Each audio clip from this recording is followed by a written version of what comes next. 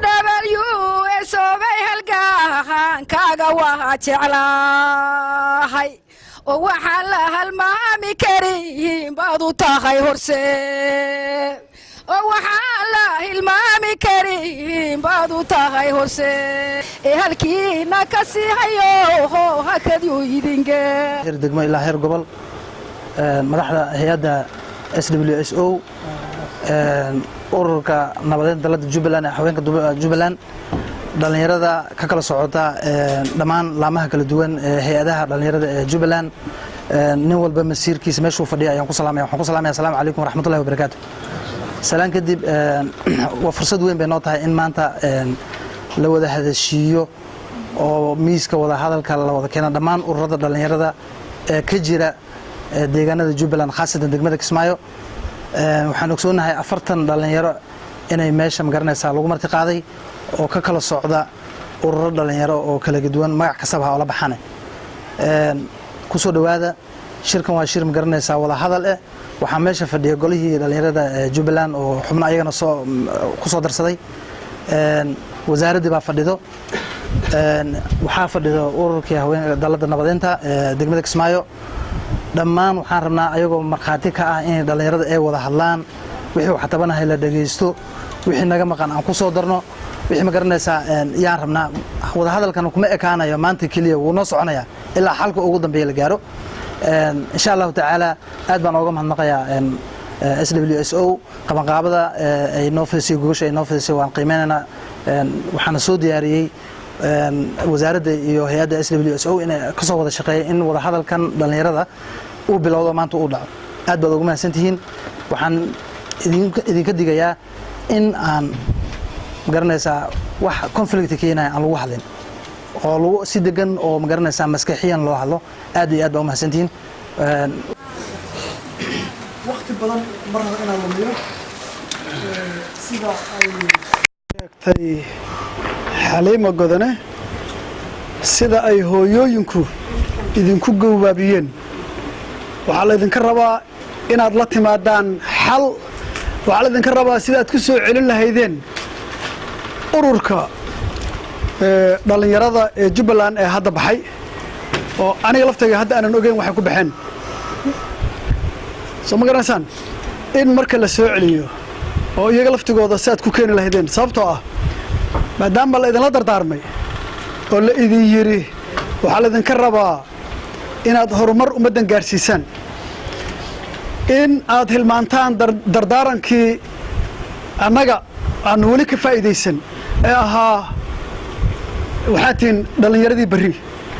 annaga sidii loo lahaa dhalinyaradii berri yaa waxaa nagu dhacay dagaaladii sokeeye xaqiiqadii dhalinyaraan ahaa markay dagaalada sokeeye dhacayeen haddana waxaan ahay hadda wiilkayga ah dhalinyaro isaga hadda idinkaa dhalinyaradii hadda ku jira waddankan wuxuu u baahan yahay hoggaan fiican hoggaankana wuxuu ka yimaadaa dhalinyaradu ka yimaadaa haddii aad maanta ku mashquushaan inaad isqa qabsataan horumar ma gaaraysaan waxaa la rabaa marka halkan inaad kala timaadaan wixii ay wasaaraddan idin qaban lahayd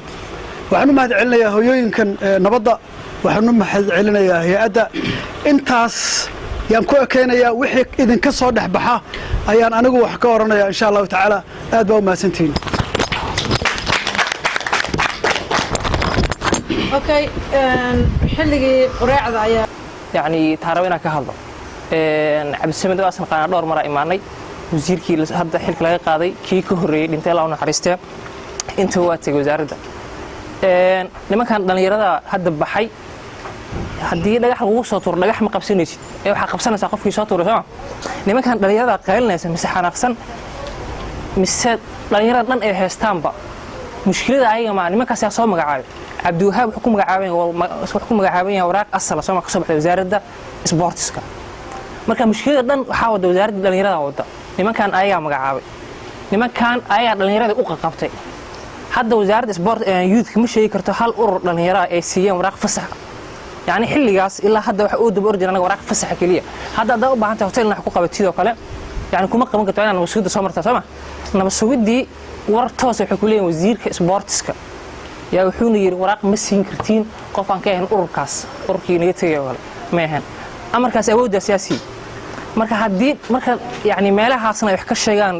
wasaaraddii markay meesha noo yimaadaan hadal macaan ee nagu sheegaan yani waa hadalka siyaasiga wasaaradda sportska hal mid muddo badan jirtaa ilaa hadda hal sharci oo kala hagi kara dhalinyarada ma dejisna maalintii markaa u tagay sababta ugu diideen waraaqda waxa ka way hal hadal oo loojiga yani marka xal marka wax lagu soo diidaa soo laabatid mise dadkaaga u timaadid ina u sheegi karto ma wax looji lagu soo diiday waraaqdii يعني سبب معقول إيش إلا هذا وحوي إيش لكن إيش إلا هذا حتى فهم يعني واحد وايل يودي وراقي صوتي وامحي مرداد مينس معمول كيماش كجري وزارة دي أيا معمول شقدي سيسفع أنا أقون تاس هذي كرام محايل هذي شقدي ويقانين هواش هراي أنت دلنا صار حفريسون حياة هالتشروع دي الدجير إلى أمرك أمض أبوري كتاب ولا سود جسمه كتاب كلي حتى لو مسود جينا وحال سور راعي قف كتاب يدك وشرحه marka wasaaradda waana qanaxta wasaaradda ganacsiga ka shaqeeya marka wasaarad kasta waxay leedahay department ay leedahay waxay leedahay office ay leedahay assistance ay leedahay marka waxay ahayd shuruucdii in la dejiyo marka aniga ku imaado wax ku wareysto kale ina sharciga ay siisay in sharcigan kala hagayo oo dhalinyarada waxaas ku diintay waxa tiigsanay qodobkaas waraaqda magacayga horta waxa la lahaa Axmed Maxamed Deeq waxaan ka socdaa ururka midnimo youth group oo members aan ka ahay inta kadib markaan ka gudbo waxaan rabaa inaan horta kalfadhigan waxa loo qabtay inaan isxasuusino waxa u maleynaysaa in mowqifka wixii loo qabtay in laga baxayaba oo waxyaalo kale laga hadlayo aniga waxaan xoojinayaa qodobka meesha lagu soo xusay ee mar hore aad horena wada aragteen ee ahaa in dhalinyarada la heshiisiinayo horta dhalinyaradu ma istagaashan anisaan qabo wax dagaal oo dhaxeeyo aan hadda annaga aan aragno oo is haysta ma garanayo haba ahaato ha loo qabto laakiinse annagu waxaan wax ka tabanayna waay haddaan ka hadlo ururkanaga ma ahan urur dhalinyaro ama ururka dawliga ma aha waxaan wax ka tabanayna waa wasaaradda horta warkaasaan cadaynaynaa in dhalinyaro la isqabadsiiyana ma aha la istuso saaxiibo ah oo hal meel ku wada nool annagu dhalinyaradu waxay leeyihiin leaderkana waxaa ka sii koreeya wasaaradda dhibaatadan wasaaradda ka taagan tahay ma ahan dhalinyarada dhexdeeda dhalinyaradeeda bolisigeeda waa inay dhisataa ay si fiican dhalinyarada ay u hagtaa ma ahan inay iska horkeento ay dhahdo urur hebel ku haystay iyo urur hebel asaan ah dhibaatada waxay ka taagan tahay dadka wuxuu yahay maba aqoonsanaba nin walba meeshuu ka imaanaya horta waa inuu aqoonsadaa oo si fiican isu fiiriyaa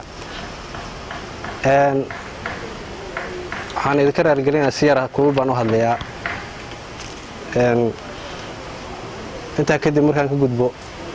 maamooyinka way mahadsan yihiin madaxdanada dhalinyarada cabdiwahaab iyo takhal dadka wasaaradda ka socdo waad mahadsantihiin soo laabashadiina aad baan u soo dhawaynaynaa laakiinse ha noo fahmina inaan ururayda ka soo horjeedo idinkeeda mucaarada ama kursigeena ku socda inaan noo fahmina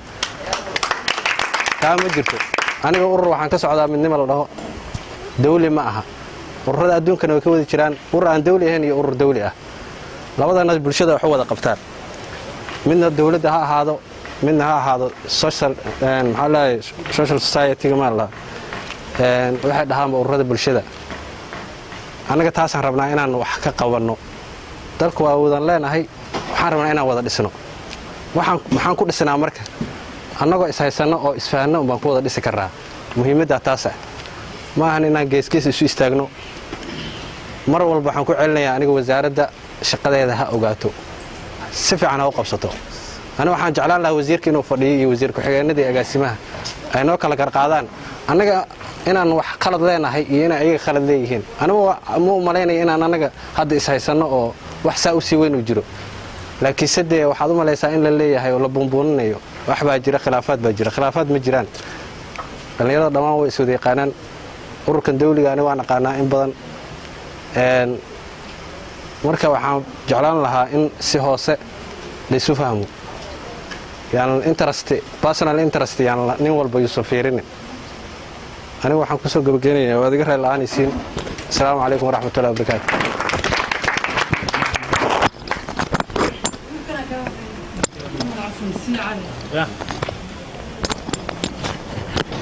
waxaan ka socdaa ururka lagu magacaabo LYO oo loo soo gaabiyey Labadad Youth Organization.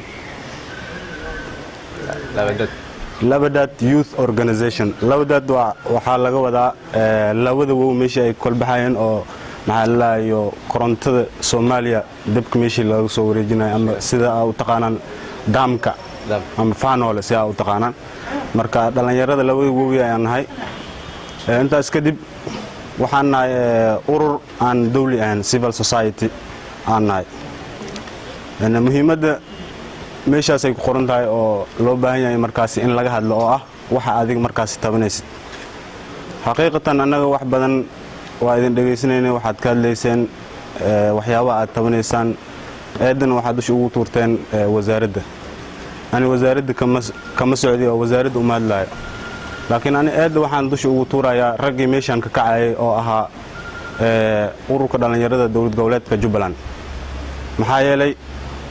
qof la soo magacaabay ayaa waxa arkaysaa qof la soo doortay xilka ka qaaday adi maanta waxaad tahay urur dhalinyaro waad isoo dhisaysaa wasaaraddii aad tagaysaa ogolaasho iyo waxyaabaad ka raadsinaysaa wasaaraddii waa ka hor istaagaysaa iyadoo markaasi raggii oo meesha ka kacay dhahayaan ururkaasi annaga buu naga garab ordayaa ee ka joojiya fasaxyaan la siin maxaa yeelay wasiirkii dhimanaya Allah u naxariista awliwaax markuu joogay waxaa loo magacaabay degmada Kismaayo Gadoomiye Faadimo maantana ma hayno degmadii maamul la'aan ka jirta maxaa yeelay wax yar oo musuqmaasuq oo iyada ay aragtay ay ka hadashay darteeda xilkeedii loogu tuuray iyadoo la soo doortay waxaa tuuray dad oo markaasi la magacaabay marka qofka la soo doortay iyo qofka la magacaabay yaa awood sareeya qofkii la soo doortay haddii la tuurayo oo qof la soo magacaabay wax tuurayo maahan miyaa micneheeda in awoodda markaasi dadkii oo la soo magacaabay ay leeyihiin marka annaga haddaan nahay urur dhalinyaro tabashaal badan aan leenahay maahan mid aniga halkaan ku soo koobi karo wasaaraddii iyo hay-adaha qaabilsan barnaamijka dhalinyaradana had iyo jeer waxayba aaminsan yihiin inuusan urur dhalinyaro kale aysan jirin aanan ka ahayn qolooyinka meeshaan ka tagayeen maxaa yeelay maanta haddii oo ururada dhalinyarada ay wax maxaa looga baahan yahay waxaasaa la idinka baahan yahay aan la wada dhehaynin oo laa qolooyinkan kaliya intaasaa la idinka rabaa daraada ugu dambeysay September maalinta dhalinyarada adduunka waxaa ka qayb galay kaliya ururka dhalinyarada Jubbaland iyo daladaas ururada kale they are not invited mala azuumin bayaga haddii qofku la azuumo meesha tagay Soomaa shanta xaafadood shalay maxaa la iyo barnaamijkaas way ka qayb qaataan maanta barnaamijkan lagu invite gareyn because wax yar argument oo ay tabadeen darteeda macnaa hata ukloosin way banaankaas ay taagan yihiin marka annaga tabashooyinkeena ugu weyn waxay saaran tahay mas'uuliyiintii annaga markaas hogaamiye oo dhinaca dhalinyarada sida raggii hooyooyinka waan u mahad celinayaa gogasha dhigay waxaan rabaa dhowr qodob inaan wax ka iraahdo dhowrka qodob waxaa ka mid ah anoo saa u badinaynin annaga waxaan nahay dhalinyaro dhalinyarada maantana waxaa looga baahan yahay dadaal xilkasnimo iyo waxtar hooyaa kuu yeertay adoo wiilkeedii ah oo gogol kugu dhigtay wax ka fiican oo maanta lagu samayn lahaa anu ma garanayo sababtoo ah maanta nimayn hooyo dhalin ma jira adduunkan hal qof bayna hooyo dhalin adduunka maanta halka qof wuxuu ahaa nabiyullaahi aadam ayuu ahaa inteena kale hooyada noo dhashay maanta hooyo kama maarno aad baan kama maarno hooyo ayadaan ku tiirsannahay ayadii aan ku tiirsanaynba haddana intay noo yeertay gogol noo dhigtay war bal wada hadlo kaalay oo khilaafka dhexdeena yaal bal sameey nimankii dhanaa ee mas'uuliyiinta ahaa ee dhalinyarada matalaya iska dareeray waxaasi wax ma ataa isha waa fal wuxuushnimo oo wax loo baahan yahay ma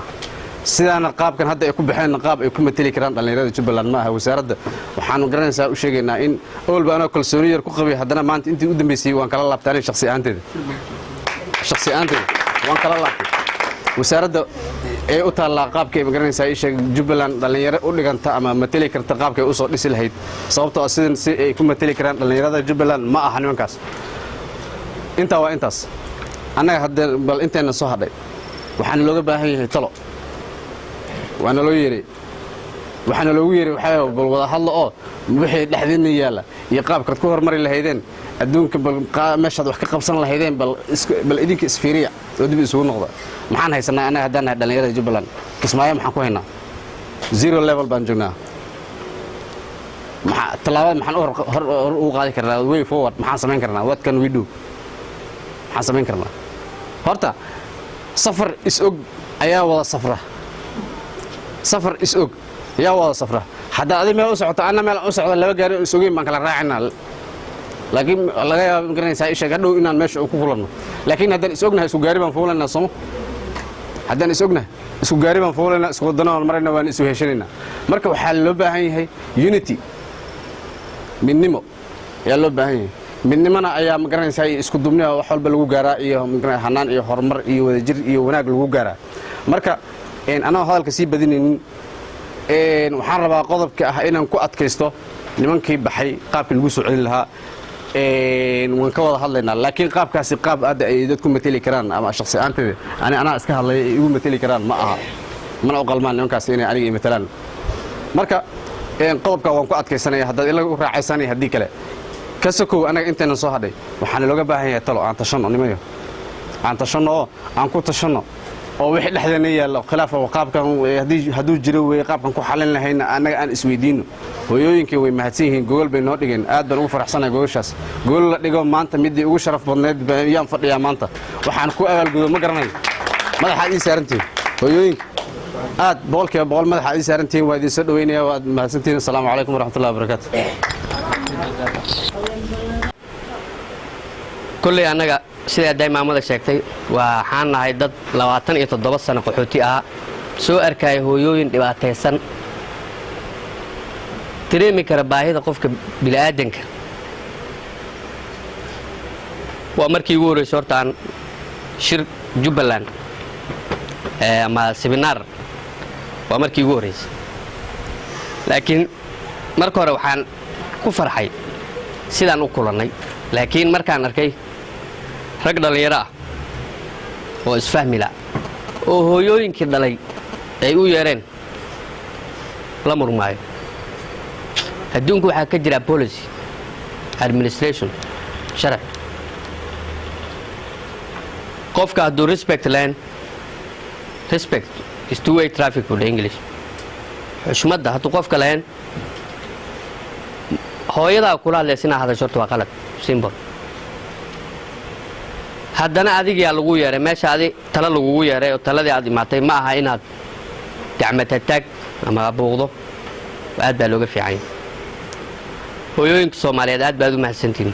aan ku qiiroonay heesta qiirada leedo noo qaaday aad baan ugu qiirooday waana dareemi karaa dhibaatooyinka jiro waxa maanta la iskugu imaaday halkan waxa waaye wax danteena waaye dhalinyarada hadaan nahay waa wax anaga danno ah ani waxaan ka imaaday qaxootiga 27 sano qaxootiyan ah waxaan ka soo tagay dhalinyaro kale waan ku dhashay waan ku dhalay future-ka marka maxaan ahaanay qaxooti waxaan leeyahay Soomaaliya nabada ka dhalatay every time waxaan ku hadlaa telephone Jubbaland waa nabad laakiin dhalinyarada xaggooda isku ma xirno iniga aan fiirsanayna dhalinyarada aan fiirsanayo lagu sugayo waa iniga look now Abbas Siraaji intuu ka soo tagay qaxooti Kenya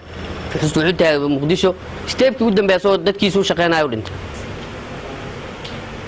haddana anaga soo baxna dhalinyaro kale waxaan soo baxay 20ka June World Refugee Day aan ka soo dhaqaaqay Dadaab garoonka diyaaradaha waxaan imaaday taariikh 20 aamin waxaan imaaday 7 saac garoonka Kismaayo waana la soo dhaweeyay waxaan la geeyay transit over good 20 dadkii soo laabtay sanadkaas waxay ahaayeen 50 kun qaxootigii soo laabtay ritaaniska 20 kun waa dhalinyaro 20 kun oo dhalinyarada aani waa kamid ah 20 keeni waan isfiirinay rag baa naga noqday qaxootigii ku laabtay kaarkoodii soo qoray lacagtoodina ka tagay of course of that waxa keentay dhaqaale xumo dartood hogaamin dhalinyaro la'aan dartood aniga waxa istaagnay wiilkan Suldaan iyo gabadhaas we are three saddexdeena waxaan isku daynay dadkii anaga falaay aan ku imaanay iyo dadkii qaxootiga maamooyinkii wixii dhibaateysna inaan anaga u istaagno as a voluntary waan lis gareynay step by step wasaaradda arrimaha gudaha la kulanay waan soo soconay waan soo dhutinay inay la isticmaalka dambe wadaadkaas aan u imaanay khayr Allah siiyo wasaaradda arrimaha wasaaradda sportiga dhalinyarada aad baa naloo soo dhaweeyey waxaan ka filaynaa naloo sameeyey waa nala habeeyey annagana dad markaas habaysan oo liisgaraysanana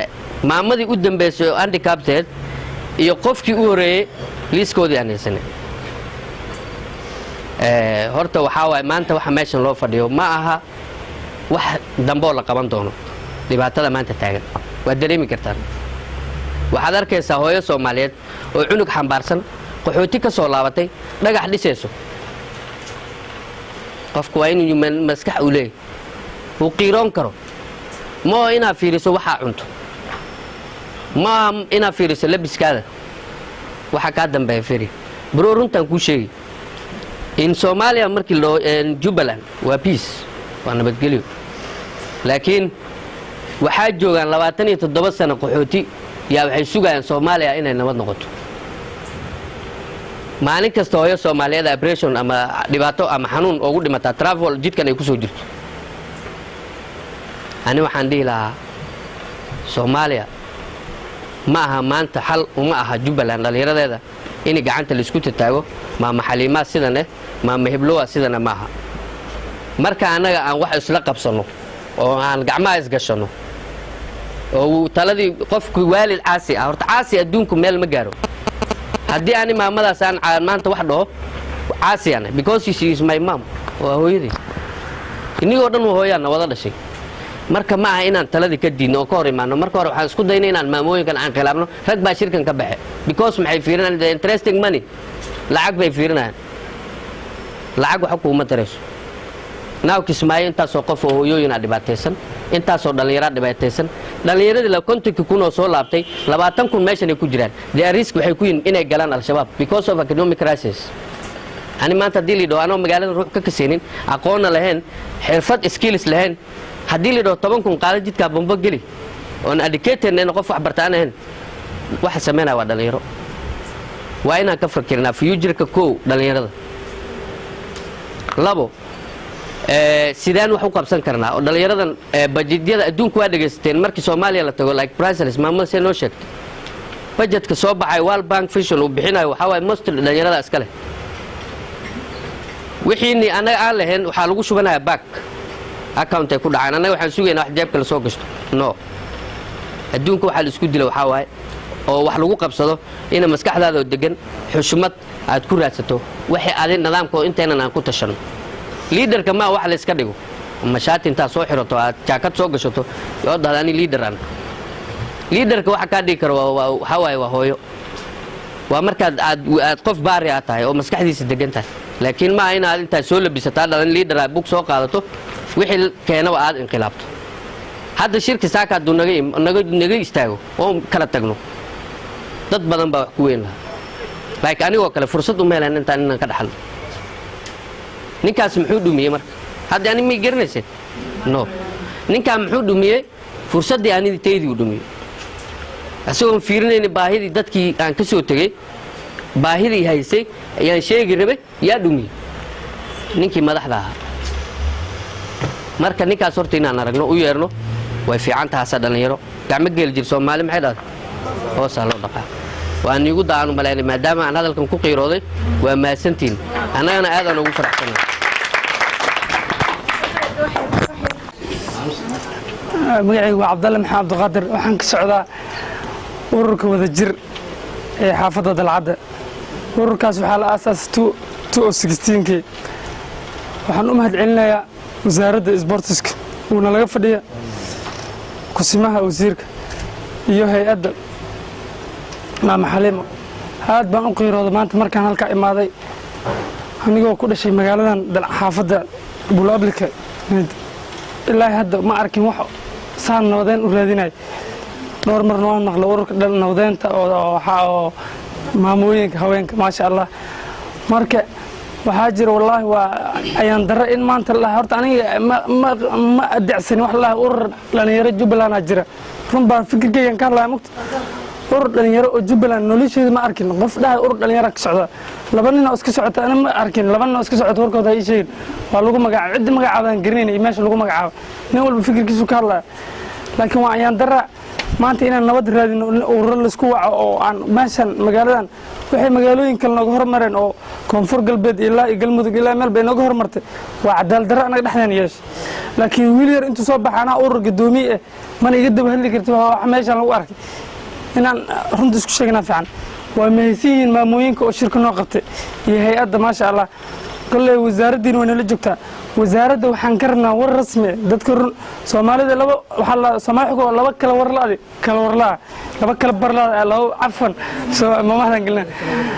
wasaaradda waxaan ka rabnaa urur dhalinyaro jubbaland jirta inaan dhahda oo dad qasab urur dhalinyaro anaga hadda ka hor magacaawna qasab waa inay dhahda inay xaafadihii booqato ururada jira ee soo booqato wixii tabasho ay ogaat annaga urur dhalinyaro aan ognahay ogsmaayaa ka jiran hadda labadan isku tagaysa labadaasna magacyadooda aan qaana waa is naqaana kor aan iska naqaana laakiin reer jubbaland ahaan isku naqaana laakiin urur dhalinyaro hogaamiyaan hadday urur hogaamiyaan maanta intaan ixtiraami lahayn soomaalida taqaano kuma yaqaanaan leh haddii ixtiraam jirto oo urur dhalinyaro uu jiro oo mas-uuliin ay jirto agaasimiyo hadlaya telefoon laga hadlaya haddii ixtiraam jira marka waxaan ka rabnaa maadaama ururka wasaaraddii iyo wax walba waxaan ka rabnaa sidii iskugu keeni lahaa reer jubbaland ururkeeda dhalinyarada waa kuwan aqoonyoonada dadka wada imaan dad baa iga dambeeya hadli doona aniga waxaan soo dhaweynayaa nabaddaan soo dhaweynayaa waxaan soo dhaweynaa anoo afka guddoomiyenimada ku hadlay xaafad dad dhalinyaro badan ugu soo tegey waana wixii aan u qaaday waa u qaatiyiin dadna way ila socdaan hadda insha allah nabadeynta ururka dhalinyarada waan soo dhaweynaynaa in wax qabad muuqda laga qabtaan rabo inaan iskaga tagno 3 bir inaan inta ku waadan kaga tagno waxaan rabnaa soomaalida inaan runta isku sheegno dadku waxa la ismacuna waxa la isku sheegaa bis limada iyo qaraabanimada iyo isku inaan isku imaano wax aan isku sheegno haddii maanta anaga waxaan isku qabanay wax noo qabanay inoo maqan anaga wasaaradda uu odayga cabsisamad adeerkeena uu hadda mas-uuliyadda nooga waxaan garnaa iyo ururka haweenka inay waxna garabkeena ay noo qabtaan waxaan ka qaban karna aan ka qaban aan isku wada imaana laakiin hadday imaata wax shiri kara malaha wax dacwo kara malaha oo imaata oo nin walba taag ay samaysa wax la qaban karan jirin waxaan rabnaa inteenan maanta meesha imaatay wanaag iyo tixgelin aan u haya horta إن شاء الله إن سوى الشقين وأنا سوء دوينا نوذنت وبالله التوفيق السلام عليكم ورحمة الله وبركاته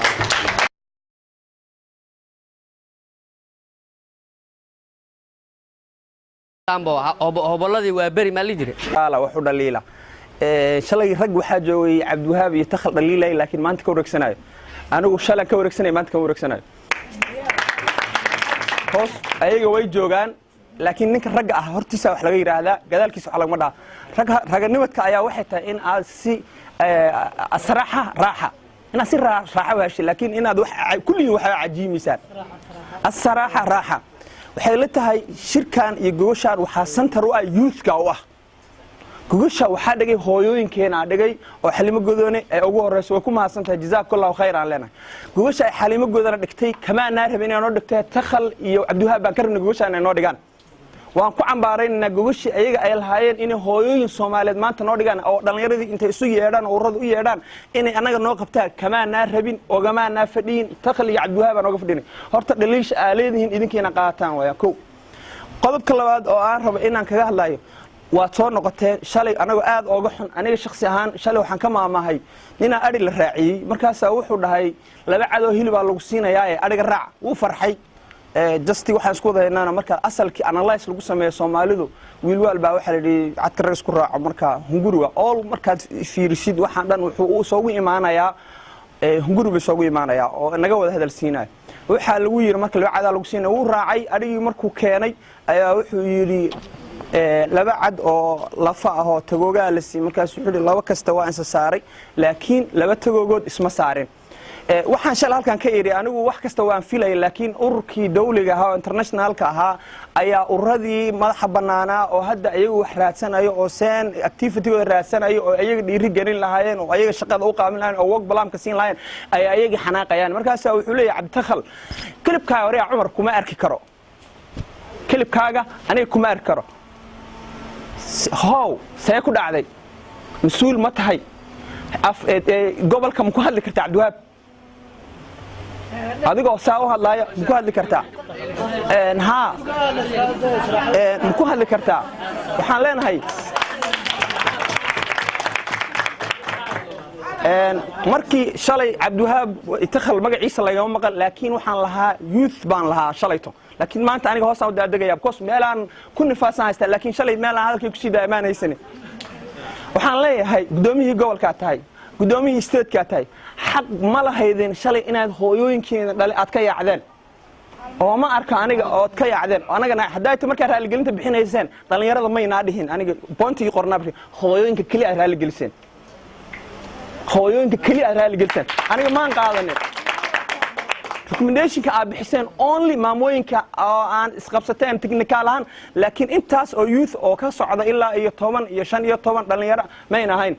interestiga kaliya waxaad ka fiiriseen idinka kaliya aad fiiriseen mayna fiirin hooyada maada fiirin wasaaradda mayna fiirin ururada dhalinyaro ma yaad madaxutiin marka hooyinkiina ka carsan ururada dhalinyaro kana wasaaradda yaad matalisaan marka su'aashan wadiina ka jawaabtiin aan rabaa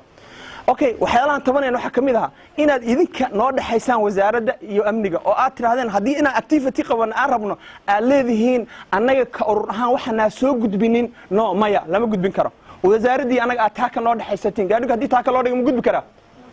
okay sadarteed waxaan ka rabnaa inaad walaalayaal mas'uuliyadda idinka aad leedihiin ka urur ahaan urur dawlaatiin ana urur madax isku shaqo manay inaad mataqaanaa hagtaan aan ka rabnay inaad idinka talana siisaan inaad idinka workshop ya noo sameysaan inaad nin ridagalisan inaad anaga shaqada noo qaybsan oo hadda intii isku shaqo holaan soo qatay inaad leedahay idinka halkaan aad leedihiin idinka halkaan idinka saa shaqadaas ka rabnay okay dictatorin baatiin marka saan idinku aamini karnaa maxaad xal haysaan oo timaadeen saaka waa timaadeen iska timaadeen soo fariisteen halka la timaadeen idinka rabnaa يا قف كستا iyo title-ku ku fadhiyo salaatu islaamka assalaamu alaykum wa rahmatullahi wa barakaatuh magacaygu waa Cabdirashiid Xasan Maxamuud oo ka socda ururka JWL waxaan aad ugu faraxsanahay maanta in ururkii dawliga oo dib noogu soo laabto oo shalay waxa yar naga yar xanaaqay waxaana leenahay soo dhawaada shalayna waan idin raadinaynaa maantana waan soo dhawaynaynaa waxaan kaloon halkan uga mahad celinayaa oo haddana hay'adda SWSO iyo haweenka dalladda nabadda oo ayagana goosha noo fidiyey oo weliba noo qaaday heesa dhiirigelina weliba waxa markay xadeeda kacdo waxa kamid ah markay dhaadahay miyaana ku dhawarka ku dhigin miyaana horaadka ku dhigin ilaahay baan idinku dhaarshay dhameeya khilaafka dhexdeena ku taala waa ilaahay dhaar meeshu dabisan lagu dhaariyay qof kale wax lagu dhaariyay ma jirto khilaafkeena ayay ka naxday isqabsigeena ay ka naxday waxana qofka kaliya qof u naxay dhalinyar u naxay ciyaal u naxay waxa hooyo marka aniga waxaan dhihi lahaa oo halka maanta ka soo jeedinaya horta dhaliishan u badan waxay ku wajahantahay wasaaradda Cabdihaabi Takhal dhaliil way leeyihiin laakiin dhaliishooda waxa ka sii weyn oo aabiyo hooyo u ah wasaaradda sababtoo ah maanta ilaa maanta ay joogan ilaa 6 sano ay joogan ilaa hadda lama siinay hal dokumenti oo ku shaqeeyaan ah sharciga ku kala hagi lahaa ayaga xitaa kala hagi lahaa ma la siinin ayagana marka qaskii ay dhinac ka galeen oo qaskii wax ku hagayaan oo waxay dhaheen urur aan dawlahayn oo magaalada ka shaqeyn kara ma jiro isbaara ay dhigteen waxay ka dhigteen target wasaaradda inay ka ilaaliyaan qof dhalinyaro oo gelaya wasaaradda magaceedu waa wasaaradda dhalinyarta maanta qofkii gelaya walwal buu ku hayaa waxay leeyihiin wuxuu leeyahay maanta waxa galay hebel muxuu kala soo hadlay urur dhalinyaro kala soo hadlay wasaaraddan ma adeeg ku matashaa mise dhalinyarta dhan bay matashaa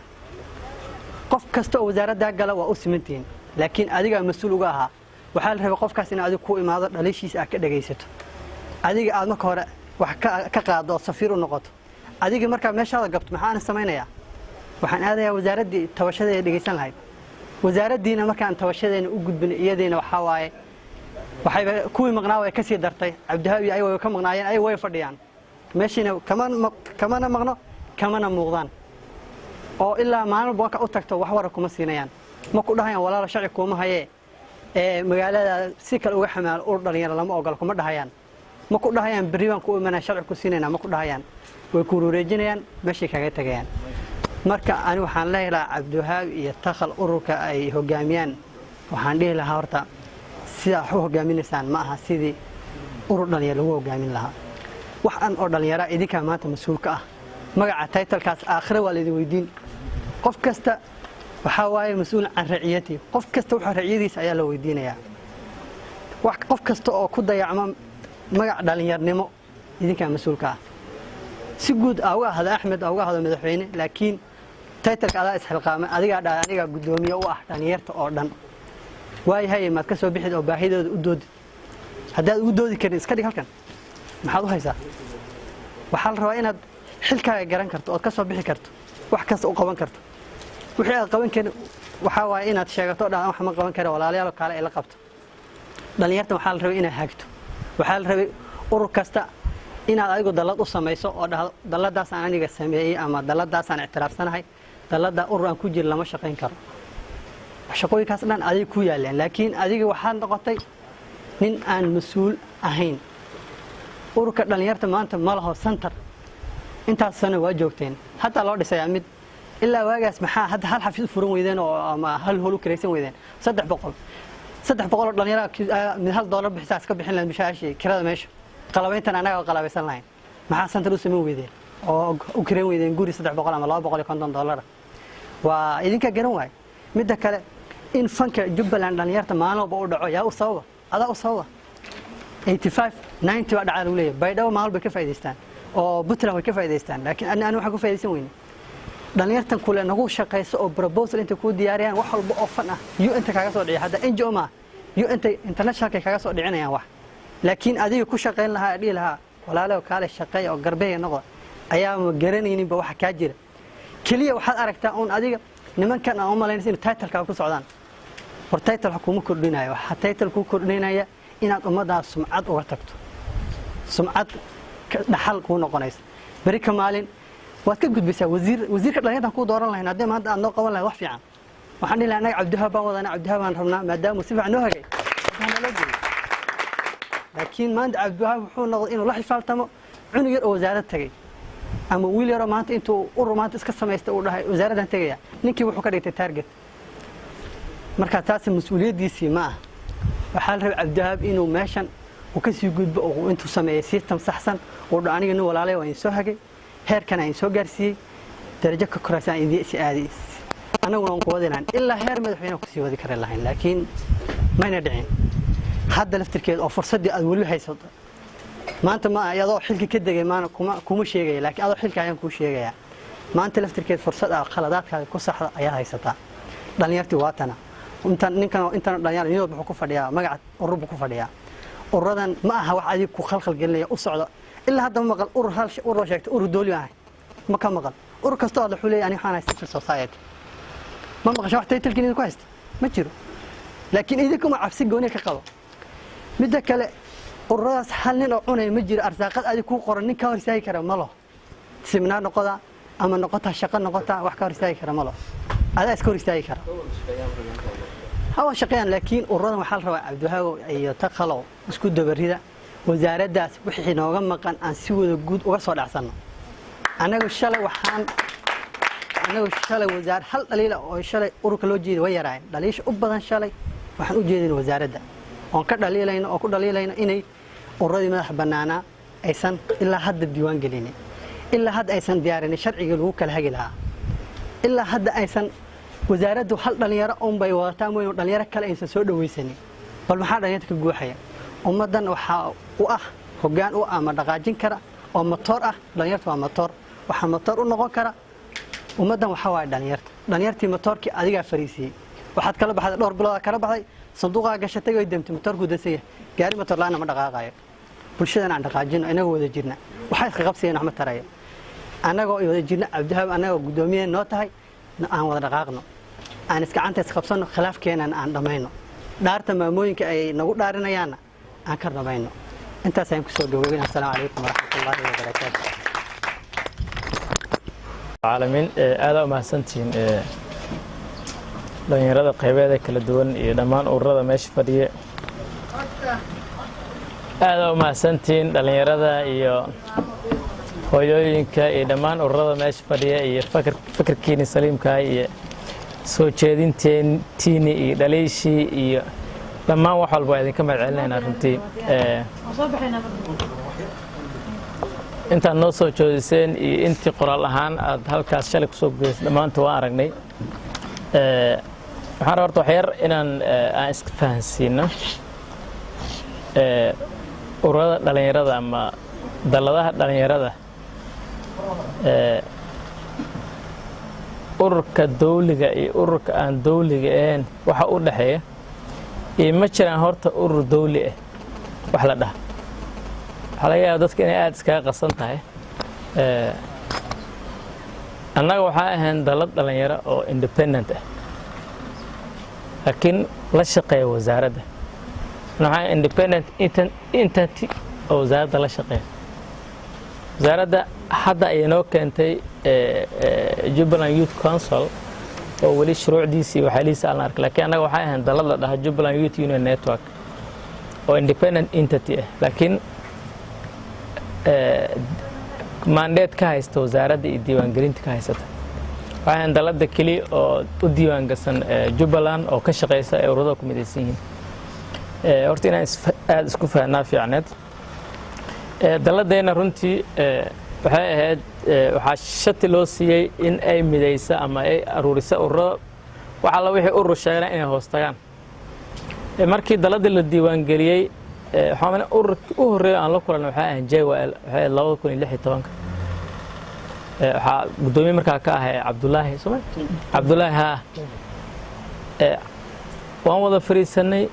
waxaan ku dhahnay inta JWL laba Jubbaland Kismaayo kama wada shaqeyn kartee oo magac Jubbaland soo watee maadaama annagina la sii sharciyadii nagu soo biir oo aan wada shaqeyna xagay u istaan waxay war annaga iniga kuma soo biireen anaga Nairobi waxaan ka dhisay South Africa iyo halkaas nimadeeda ka sareeyaan ogtahay inaan waaqac dhabta inaan ka wada hadalnaa fiican sama qofka waxa laga yaabaa in aysan dhalinyarada xog ogaal rasmi ah ahayn baasha meesha ka soo bilaabatay ee meesha maraysa laakiin maanta ay la soo qabseen annaga manin kuwa diidana inaan dhalinyarada hoggaan u noqono inay ururada diiwaan gelin ururada inay hoos yimaadaan laakiin qofka markii waxa la nin xaaskaada u jooda gabadhaada laguma kara annaga waa soo dhaweynay 2016 ka ahayd waa ururka u horeeyay oo markaa urur ahaan noo sheegtay ahayn oo markaas Nairobi markay ka imaadeen 2015 noo imaadeen waxaan waranaga dalad waxaan nahay ilaa Jubbaland oo ka diiwaan gashan ka shaqeysa gobolka Gada joogta dhammaan deegaanada Jubbaland xorta ay joogta kuwa xorta ahna wakiilo u joogan nagu soo biir join us wixii aawaday fikirkii experience-kii waxa soo qabat anaga u baahanay kaal nagu soo biir samada garan wali waxaan dhahnay haddii aad raalli ku tahata intaan magacan Jubbaland Youth Union Network ka guurna kaada aan qaadana wallaahi oo billahi oo tallahi runbaa fiican magtahay Cabdullaahi wuu joogaa JWL talafta ay sheeysa aan qaadana laakiin maamulka ma bedeli karna annaga soo Jubbaland Youth Union Network naguma dhalin xagga aan iska dhigna kaanagi JWL ta aan qaadana Jubbaland Youth League intaan qaadana maamulka annaga aan noqona oo dastuurka iyo wixii aan dhabtagrayna halkaas u beedan orana xada maamulkeena iyo dastuurkeena iyo wixii waan wadana qofka markii oo maxaa la jiray magaciisa aan waan qaadana shuruucdiisa aan waan qaadana ee adiga position ka tanaasul diiday qof wax raba ma sabo qofka duu wax raba duu urur ahaan iyo magac ahaan oo sumcad u raba inuu meesha ka shaqeeyo wuxuu ogolaan lahaa in aniga magac ku shaqeeyo laakiin title-kii raba inuu qaato magaciisa raba in la adabtgareeyo biologiis shuruucdiisa raba in la qaato wixii annaga aan halgan ku soo galnay oo Jubbaland ku soo kiigana 2016 ilaa inta aan soo wadnay wuxuu inaan ka tanaasulno wixii dhan marka halka maraysa oo wali istaagtaag annaga madaxtooyada laga xukumayo madaxweynaha halka ku soo dhaweeyno halkaasaan wax soo qabanay istaagtaag ay noqoto yana adeero hada istaagtaag halka ay noqoto meesha aad leedahay wax baa ka soo goosan karto or ka soo goosan sidaan ku kala tagnay waxaan ururkii noo labaad aan la kulmay waxay ahaayeen badbaado waxaan badbaado mar waan kala boodnay waa isku imaan ugu dambeyn waan heshiin waan isfahanay wax ka shaqeynaa wax waxbarashada war anaga horumarinta bulshada anaga waan rabnaa dhalinyaro aan wada shaqeyno qaar waxbarashada noo shaqeeyo qaar kalluumaysi ka shaqeeyo qaar beeraha ka shaqeeyo qaar badda ka shaqeeyo laakiin qof walba sidiisana u madax banaan laakiin dalada hoos yimaado daladeena anaga shuruuc bay leedahay bylaw-na way leedahay kala hagays waxaas oo dhan wixii dhalinyaradii badbaado way nala qaad runbaa fiican mogtahay waan go'aansanay haddana heshiisyada u dambeys wax wada hadal noo socday ugu dambeys inaan wixii ay ka shaqeynayeen iyo waxbarashada aan ku garab istaagna ku taageerna iyagana meesha ay noo wax keenaan markii aan si guudna aan daladan ugu midaysnaan saasi la mid ah qofka markii uu ku ogol yahay uu rabo in uu wax hagaajiyo hoos ka soo bilaabo daladahan kala hadda waxaan midnimo waan maqalnaa oo wasaaradda inay la kulmaan waan aragnaa laakiin cid noo imaado la wixii aan wadiinarna inaan xoojinno aan idinku soo biirno oo daladii qayb baan ka noqono oo diiwaangelintana siiya annagana shaqo hebel baan yani nagu ogaado oo aan isgarabsanna cid dhahday ma laha cid aan waxa aan ku diidanahna ma laha anaga waxaan u taaganahay maaha anaga kuwa reerkeena ama jifadeen inaan ugu shaqeyna maahan waxaan wakiil ka nahay waxaa waaye dhallinyaradan reer Jubbaland inay ka faa'iidaystaan inay iyaga ismuujiyaan in loogu shaqeeyo in qof walba wuxuu qaban karo uu qabto aniga waxa iga farxad badan ma laha intan oo urur oo mid walba meel ku aaday oo iyagana daladii wada hoos imaanayeen waxa iga wanaagsan ma laha bas mid walba oo wax qabanaya annaga waa annaga uun soo midkii waxbarasho ka shaqeynaya inaan xoojin kii kale ka shaqeynaya wax challenge anaga aan sameyn ma laha wasaaradana af baan ka leeyahay run baa fiican moogtahay wasaaradda in ay qaarna la shirta qaarna inta geesa qaarna ay shatiba ku qaarna aysan waxa keenay difference-ka annaga waay haddii annaga aan midaysan oo fikirkeen uu midaysan waxa aaminsan annaga wax naga dhaxay ma shakhsiyan personally shakhsi dhalinyaro wax ka dhaxays ma laha laakiin waxa jira waxa way qofka ideolojiyadu aaminsan yahay uu imaanaya meeshii saxda ah ma aadaay wuxuu aada halkaas ana waxa u maleynayaa halganka aan soo galnay aad u dheeray amnigan magaalada maanta laga shaqeynaa Allah subhanahu wa ta'ala ka soko waxaan dhalinyarada u dhabar adeegto oo keentay hada isleedihiin ciidankan tuutaa xiran baa magaalada nabadgelyada ka shaqeeyay beenaan ilii sheegay ana magaalada waxaan oo shaqeynaysa 250 dhalinyaro oo xogta askariga goormuu axsuubi kara markuu xogta hela anaga in sharran u xiran magaaladan hadii aamin santiin inaan ana wax qabanin oo meel aan iska fadhina xaqiiqdii waaqac dhabta jira ma aha ana wax walba oo soo anaga dhalinyaro kood dib u heshiisiintii Jubbaland markii la sameeyay oo guddi koowaad oo Cabdi Baale iftiin baas ee gudoomiyaha ka ay dadka u horeeyay la kulmay ahayn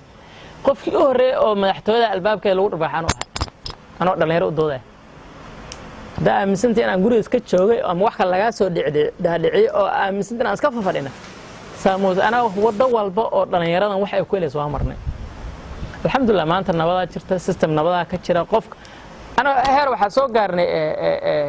soo gaartay inta meel ku shirtiin hadli kartiin oo kiikan anaga iska dhaafan laba meel isla istaagi jirin marka magaalada amniga la suuyahay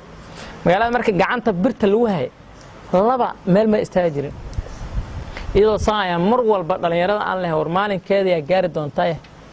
yaa la niijabin halgan kala wada oo ciidamada garab istaaga oo dhalinyarada markii ciidamada la shaqeynayeen iyagoo ka cabsanay la shaqeyn jireen iyagoo annaga nuule war annaga miyaan halaagi rabtin yaan haween maalin waxaan gaarnay ciidankii uu kalsoonida uu qaba dhalinyarada kuli haween maalin hadana war meel hebel askari la soo wacala meel hebel wax ka jira asoo kaliis askari uu imaanaa kalsoonida dhalinyarada iyo ciidanka aan sameynay waana mid maanta labada lagu naaloonahay lagu helay waxa soo dhan waa halgan dheer oo aan soo maray waxa laga yaabaa inaadan ogeyn qofka hadii xogtiisa rasmiga ah haynin waxa laga yaabaa dhinac xun oo kaliya in laga tuso kaasna aska macarada waranaga waxaan u soo halgamayno inta u soo haynay intaas uga soo shaqeynay maamulkeena u garabtayn waxay ahayd in dhalinyarada ay hesho fursad maanta ay ku shaqeyso annaga waxaan u diidan waxa way dhalinyarada inay leadership ay hesho fursad ay uga qayb gasho siyaasadda dalka ay uga qayb gasho fursad ay uga qayb gasho masiiriga dalka ama go'aamada masiiriga dalka la gaaray in ay qayb ka noqdaan intaas aan u doodeen wax walba oo loo mari karo talaabo walba loo mari karana waan qabanay wax badanna way noo dhiman yihiin walaalayaal waxaan rabaa horta marka hore soo dhawaada annaga horta aan go'aansanna inaan rabno inaan wax wada qabsano haddii iniga dhammaantiin uusan qof interest gaar ah uusan wadanin waxaan aaminsanahay hal dalad inay nagu filan tahay hashan dalada oo diiwaan gashan inay nagu filan tahay title-ka aad leedihiin ama dalada Cabdihaaba title difaacanaya anaga waligeey kuma fikir waan u sheegay cid walba aan arko war aniga idea waan la imaaday markaan kismaa imaaday 2013 bishii 3 March 2013 magaaladan sidii ahayd cid walba ay ogtahay madaxweynaha Maxamed Salaam wuxuu ahaa gudoomiye ku meel gaar guddiga 10 oo horeeyay gudoomiye u ahaa cid garanaysa aniyaan imaad magaaladan yaan oga dhawaaqa Jubbaland Youth yaan oga dhawaaqanay ana markaan ku dhawaaqay kaliya waxa ay weeleel hal wiil oo ilma adeer aan garanay oo magaalada marka ay barbaray yaa ay weheliyay markii halkan aan uga dhawaaqay oo markii horeys iid u horeysay 2013 iid u horeysay aan qabanay aan goobihii iid aan hagaajinay oo maamulku u horeysay oo markaas Cabdinaas Seeraara ee arrimaha bulshada u xirsanaa una diiwaan galiyay yaan jaamacadda aadan waxaan ka qayb qaadanay maamul sidii horta dhismihii maamulka markii la dhisay jaamacadda yaan ku biirnay horta wax sahlan ma baasha anaga commitment ma u leh intaas waxaan u maleynayaa aniga Kenya wax ku soo waxbartay dugsiga hoose baas hoose waxaan meel sarif laan ku soo bartay iskuul wajaa iskuul lahaan ayaan soo dhigtay jaamacadda Nairobi baan ku soo aqoonyahan oo shaqaysanayaan haddaan shaqo soo doonto ama wax soo doonto yaan ahaan lahayd ilaa hadda hal maalin waxaan u maleynayaa mishaar aniga dawladdan aan ka qaatay 3 bilood oo min 200 iyo dawladda i siisay dadku waxa laga yaabaa inay aaminsan yihiin Cabdullah meeshan lacag ku cunaa uu ka shaqaystaa reerihiisa ku bisha waxa laga yaabaa marxaladda runta dhabta ah inaad ka warqin waaca ka jira daamooyada gudoomiye dhalinyaro mishaar inay dawladdan ka siisa mishaar gudoomiyaha dhalinyarada ma qaata ma rabo inaan dhibli aan sii galo waqtiga aad u yar because waxaan rabaa inaan aad aan dhalinyarada waxay badan u fahansiin waxa laga yaabaa wax badan aniga waan dareensanahay anna waa leeyahay dhahay waana ogay inuu magaalada ay ka jirto in annaga meeshan aan difaacan hayna lacag ku cunna mashruucyada dhalinyarada haysana qabiil iyo 4.5 oo nimanku mado oo xoog leh oo dadka caburinaya in nalaga aaminsanahay waxaas oo dhan waa ogahay laakiin xaqiiqada dhabta waxa waaye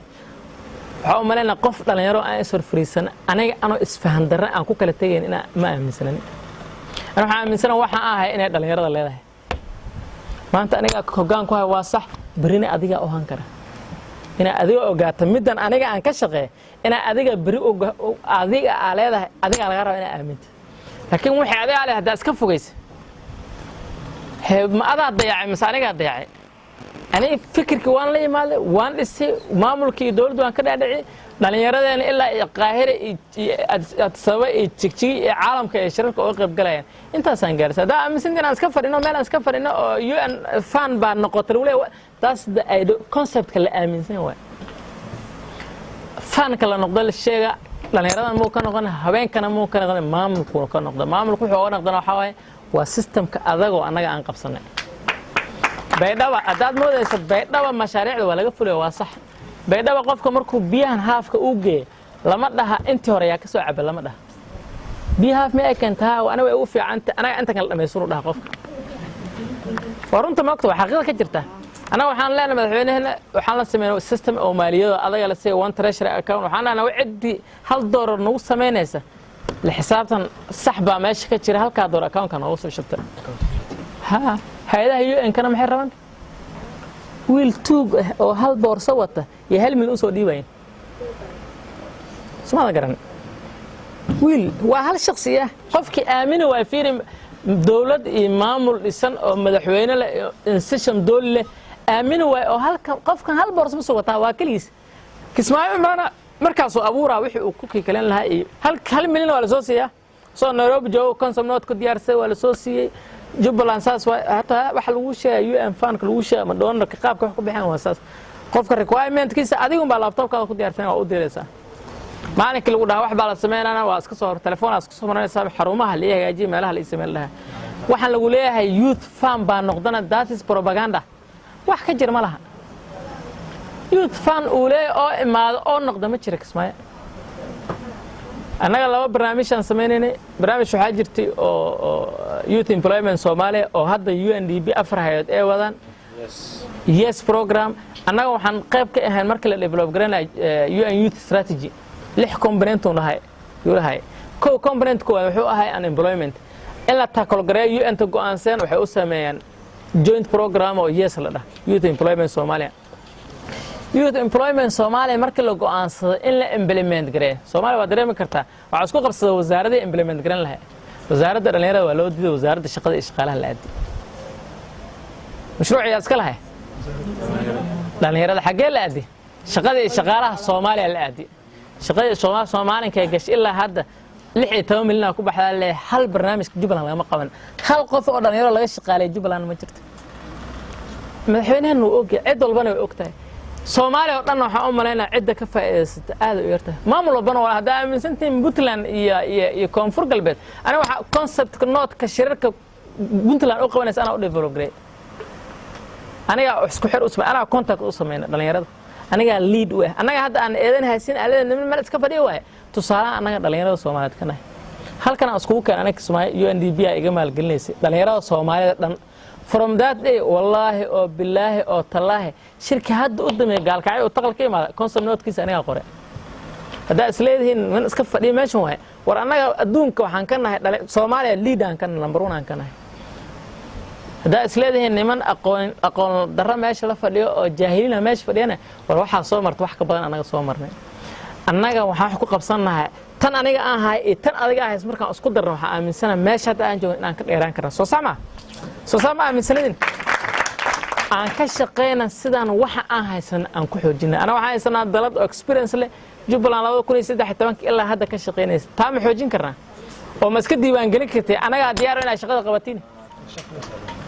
soo wasaaradda ma diidin inay shati siisa anaga diyaar oo in shati qof walba in shati la siiyay raali aan ku ahay oo shaqeeyo shaqadiisa lagu xisaabtamo aniga fiican tahay haddii anaga diyaar mutiin aan shati nasiino aan wada shaqeeyno aan gacmaha isqabsano maskaxdeena aan midana diyaar mutiin mas wax kala jira haddii aad diyaar mutiin uma baahan hata wasaaradda soo gashay aniga idin balan qaada inaan fuliyo aniga idin balan qaada inaan daladaas dhammaan ururada aan mideen aan shati siina registration aan siina nawsiid iyo cidna ay faraha in la soo galin aniga idin balan qaada laakiin inaga ma ka soo fulinaysiin way balanta aan wala galna commitment ka aan sameeyna ana waxa aaminsanaysaa waxba naga halaabeen markaas waxa la ogaanaa cid wax qabanaysa cid kale hadaa wax qabanaysa waaba la arkaaba soo martay inaad donor wax nooga soo dhicisa annaga computerka ku dhiibayna kaal noo soo dhici annaga ready leh qaybgalayaasha ururada dhalinyarada waa salaamantiin salaanta islaamka ayaa idinku salaamaya assalaamu calaykum waraxmatullaahi wabarakaatuh salaan kadib waxaan noo soo socday maalmahan shir ama wada hadal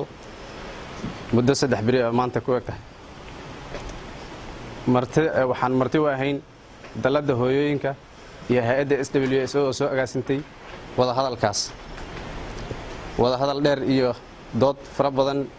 iyo wada xaajood fara badan waxaan ku soo gabagabaynay heshiis balaaran oo wada qaadanay in aan ka wada shaqeyno nabadda horumarka iyo magaranaysaa nabadgelyada Jubbaland in aan ka wada shaqeyno laba dhinac walbaba waxaan aad u bogaadinayaa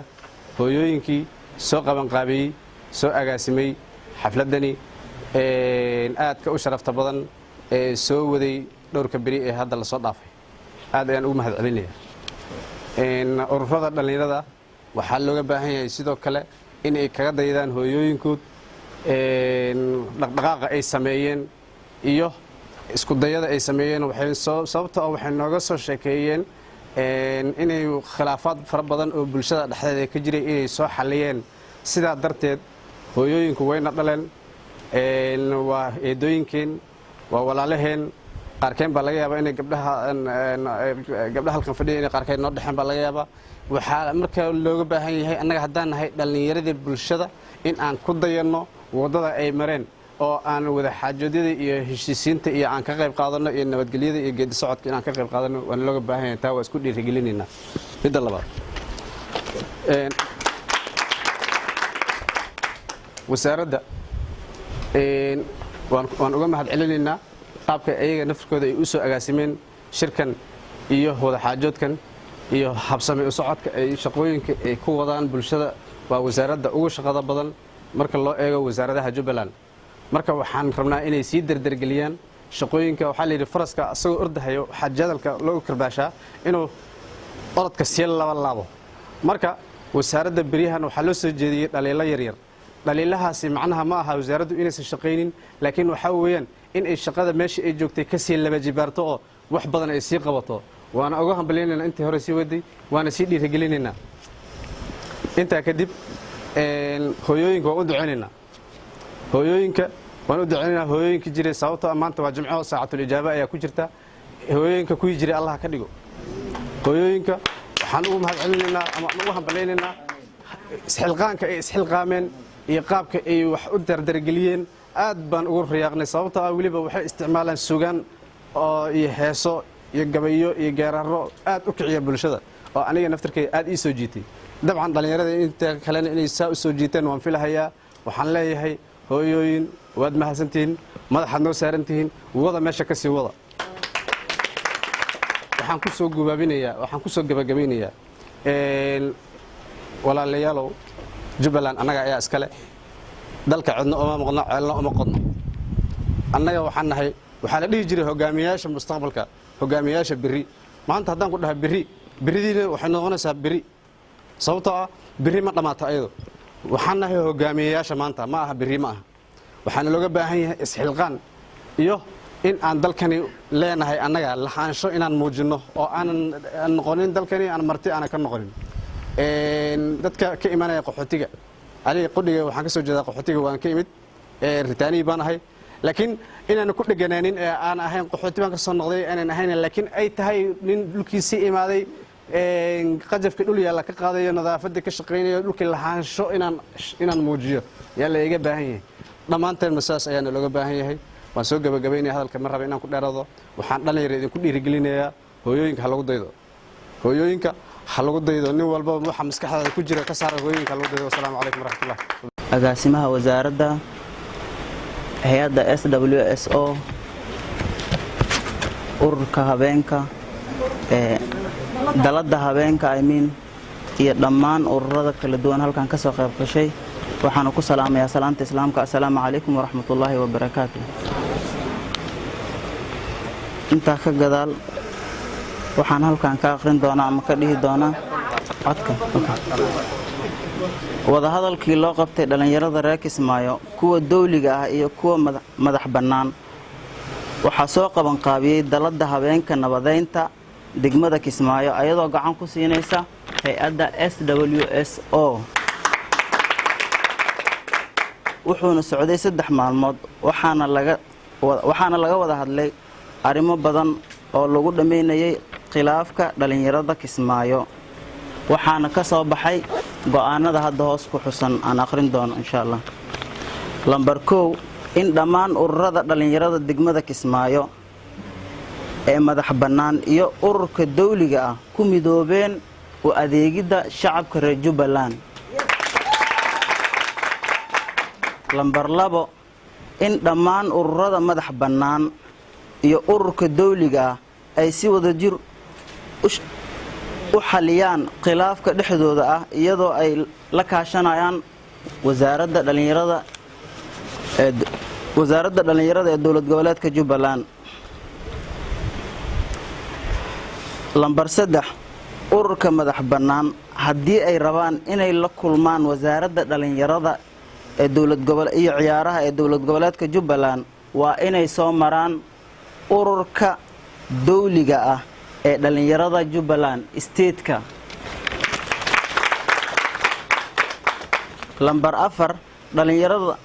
ka soo laabatay xeryaha qaxootiyada ee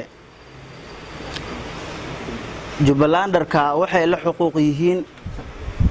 kuwa ku sugnaa deegaanada Jubbaland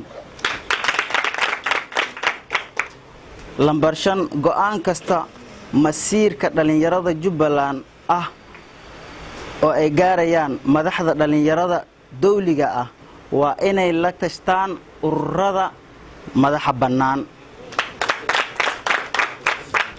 lambar 6 in dhalinta kulankan ka soo qayb galeen ay qaateen nabad waxayna ku heshiiyeen inay ka shaqeeyaan nabadda iyo horumarka Jubbaland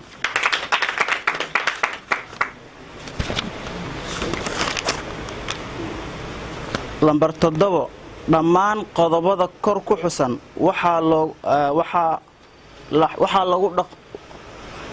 waa in lagu dhaqmo loona fuliyo sida ay ku qoran yihiin ama sida ay u qoran yihiin ugu dambeyn waxa u mahad celinaynaa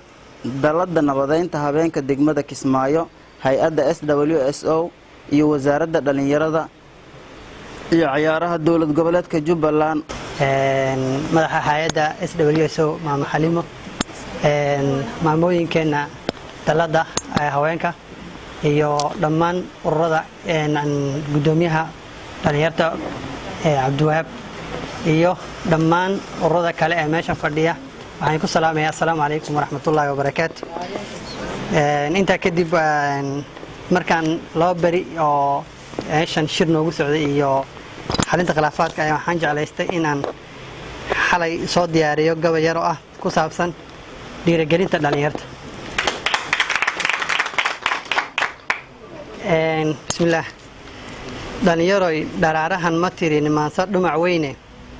dhawaaq kuma idhaahdo runtii dhaafay gabaygiiye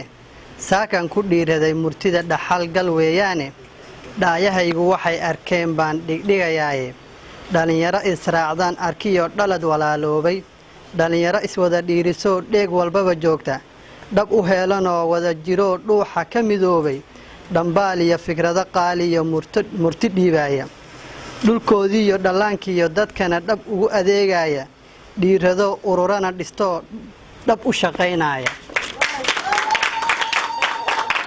dhabtii aniga farxad ii tahoo waan ku diirsanayaaye dhalinyaroy dhammeeyey murtidoo waxaan ku soo dhaaday dhisanaya dhammaystiro oo ururada dhidibada ha loo taago dhinacyada isqabtoo iska jira dhayliga iyo liica dhinacyada isqabta oo iska jira dheeliga liica ka dhabeeya hadafkoo wanaag dhaxal gaadhsiiya. nabadda degmada Kismaayo SWSO dhammaan ururada ka soo qayb galay ee kulankii 3 maalmood halka naga socday. assalaamu calaykum waraxmatullaahi wabarakaatuh. salaan kadib waxaa farxad weyn oo ah inaan muddo 3 maalin halkan aan kulan ku lahayn kulankaas runtii ahay mid aan isku turxaan bixinaynay dhaxdeena oo aan isku wareysanay ka dhalinyarahan si loo heli lahaa dhalinyaro hal mid oo hal mowqif leh oo hal go'aan leh si aan uga qayb qaadano dib u dhiska dalkeena iyo in aan ka shaqeyno nabadda. runtii waxaa farxad weyn maanta in waan hortiina ay fadhiyaan mudane wasiir dhalinyaradii runtii ururada kala duwan ay fadhiyaan iyagoo runtii maanta ka muuqato wajigooda farxadii inay dhalinyarada iyaga aanan dhaxdooda la gelin iyaga wixii ay qabaan ama wax iyaga isku qabaan ay iska turxaan bixin karaan aadan ugu faraxsanahay midaas. runtii sidaan u ognahaba caalamka maanta wuxuu hooy u yahay 1.8 bilyan oo dhalinyaro ah. 1.8 bilyan oo dhalinyaradaas ayaan annagana qayb ka nahay. si xasilooni siyaasadeed amni nabad horumar dhaqaale waxaas kulli si loo gaara waa in la empower gareeyaa 1.8 milyan. haddii rabta dunida in laga baxa isqa qabsiga dagaalada sokeeya extremistna ama waxa loo yaqaan falalkan guracan oo xagjirnimada waxaas oo dhan waxaa loo gudbi karaa in empowerment ama la xoojiyo ama la garab istaaga daa'irtan runtii u baahan ama dunida hadda maanta 1.8 bilyan maraysa. waxaa mana suuq hadda u dambeeyay UN waxay adabtay waxa la dhahaa UN Youth Strategy oo ilaa 2030 ka soconaya. markii qodobada kamid ah fiirisa wuxuu xoojinayaa ama aad ugu dooda ama loobi u sameynaya in fursad la siiyo dhalinyarada mar walba la dhageysto waxay qabaan loo sheega maanta inay yihiin kuwa isbedelka dhabta ummadda u horseedi kara. soo daayarta waxaan ku boorinayaa shakhsiga asaga la rabo inuu istaago adiga ka dhalinyaro ahaan inaa isweydiiso war maanta dalkaada maxaa u qaban kartaa inta ka shaqeynayad hagardaame iyo dhibaato adiga ahaan war aniga maxaan ka shaqeynayaa marka adiga ogaa dalkaada wax u qaban karta mid kale oo raadi oo kula fikir ah gacmaha is qabsan waxaan aaminsanahay gacmaha is qabsan isku tashana inaan wax badan ka bedeli karna dalkeena. waxaan aaminsanahay inaan dalkeena aan ku soo celin karna sharaftii iyo karaamadii uu lahaa. waxaan aaminsanahay dhibaatadan hadda taagan oo runtii qaxootiyada dadka naga jiro kuwa dalka gudihiisa ku barakacay mushkiladahan siyaasadeed oo idil inaan xal u heli karna. dhalinyarada waxaa la rabaa waqtigeeda ayaa la joogaa iyaga ayaa la rabaa inay codkooda mideeyaan iyaga ayaa la rabaa inay xoogooda mideeyaan iyaga ayaa la rabaa inay fikirkeeda mideeyaan. dhalinyarada SYL ururkii kacaanka runtii ururkii gobonimada dalka maanta Soomaaliya keenay waxa aan 13 dhalinyaro ah 13 dhalinyarada fursadda maanta aan haysan maysan haysanin communication ka aan haysan telefoonada la isku haga maysan haysanin wararkan media la isku mariyo maysan haysanin gawaaridan aan ku socono meel walba aan ku tagayna maysan haysanin fursad diyaarada la isku raaco gobol to gobol maysan haysanin laakiin waxay ku guulaysteen in ay mideeyaan iyagoo inta aan haysanin qulubta shacabka Soomaaliyeed raas Kaamboon ilaa raas Caseer annagoo maanta malaayiin ah maxaa sababay in aanan dalkeena karaamadii u lahay aan dib ugu soo celin taa waxaan u malaysaa waa mas'uuliyad darro annaga aan la imaanay qof walba waxa laga rabaa inta ka gudubtay reer hebelkan iyo urur hebel ah iyo shakhs hebel ah war dalkaada maanta adigu ku baahan yahay adiga dhalinyaro u ah adiga ay xoog keedka dalka maxaa u qaban kartaa haddii maskaxdaada taas focuskaada uu noqdo visionalize aan noqoto aragtidaada ay noqoto maanta dalka Soomaaliya inaa wax ka bedeli karta waxaan aaminsanahay dalkeena in uu barwaaqadii iyo karaamadii iyo uu lahaan jiray inuu lahaan doono dalkeena Soomaaliya wuxuu soo maray 1980 baasaboorkeena cadaanka qolada waxa la jiray article baan akhray nin Norwegian uu qoray wuxuu dhahay waxay ugu qaadatay sanado inaan helo baasaboorka Soomaaliga maantana baasaboorkeena waa aragteen meel lagu taagi karo dunida malaha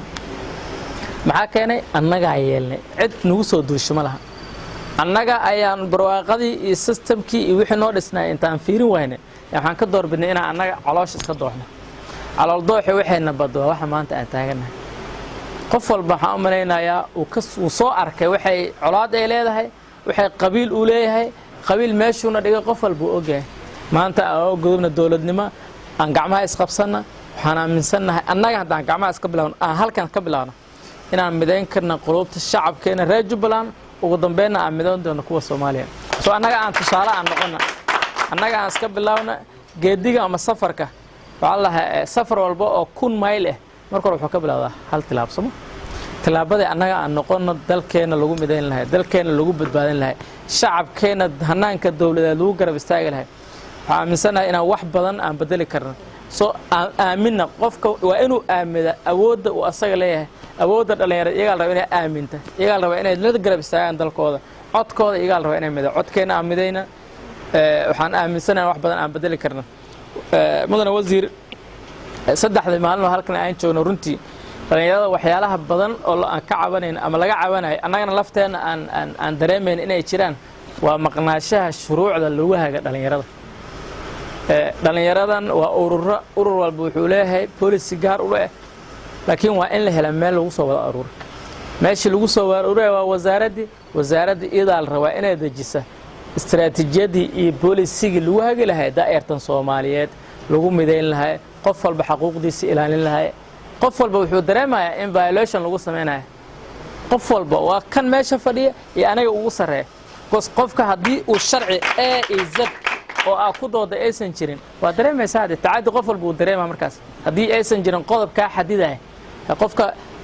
sidayna ila tahay ana ila tahay hadii lagu maamulo de tacaadiga uu imaana soo waxaan dareemaynaa oo baahi loo qabaa in la helo shuruucda dhalinyarada lagu hagi lahaa waan ognahay wasaaradda in badan ana waan la shaqeeyaa gudoomiyahan ah in badan waxa nagu soo celceliyay inay wali draft ay tahay wasaaradda waxaan u maleynayaa sanadkii saddexaad ee hadda sii maraysa ay dhisan tahay wali draft wali wax loo soo bandhigay malaha waxaan rajaynaynaa insha Allah bilahan soo socda in aan heli doono shuruucdii looga baahnaa dadka lagu hagi lahaa taasna waxaan aaminsanahay in qof walba oo dhalinyarada Jubbaland ama Kismaayaha jooga ama Gadaha jooga ama Jubbada Dhexe jooga ama Jubbada Hoose jooga in loo heli doono oo xuquuqdiisu meesha uu joogo ku heli doono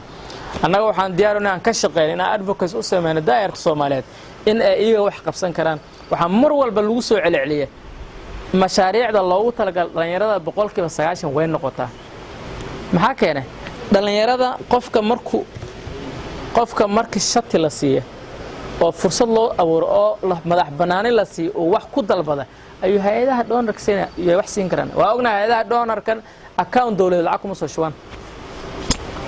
account dawladeed lacag kuma soo shubaan wasaaradda ida laga rabo inay dhalinyarada intay shati siisa la dhahaayad maxaa ka shaqeynaysaa caafimaadka lagu xisaabtamo wuxuu ka shaqeynaa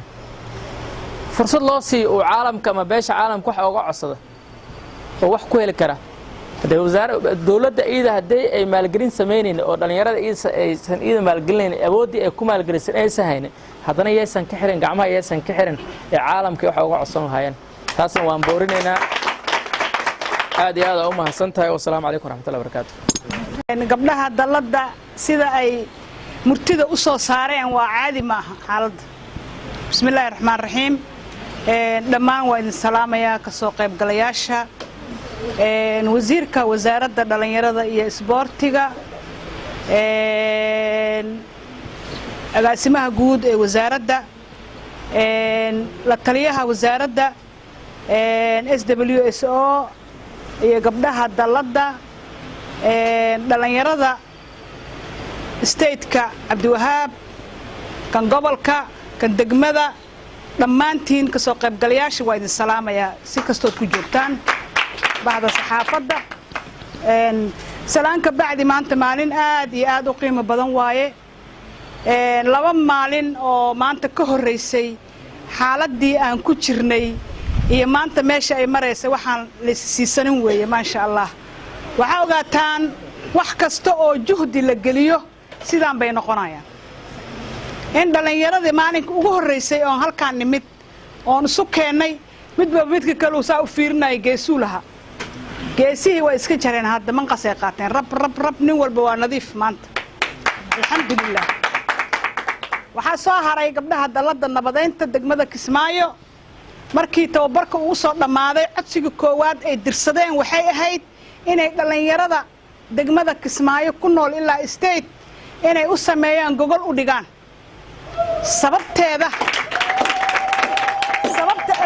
sababta ay codsigaas u sameeyeen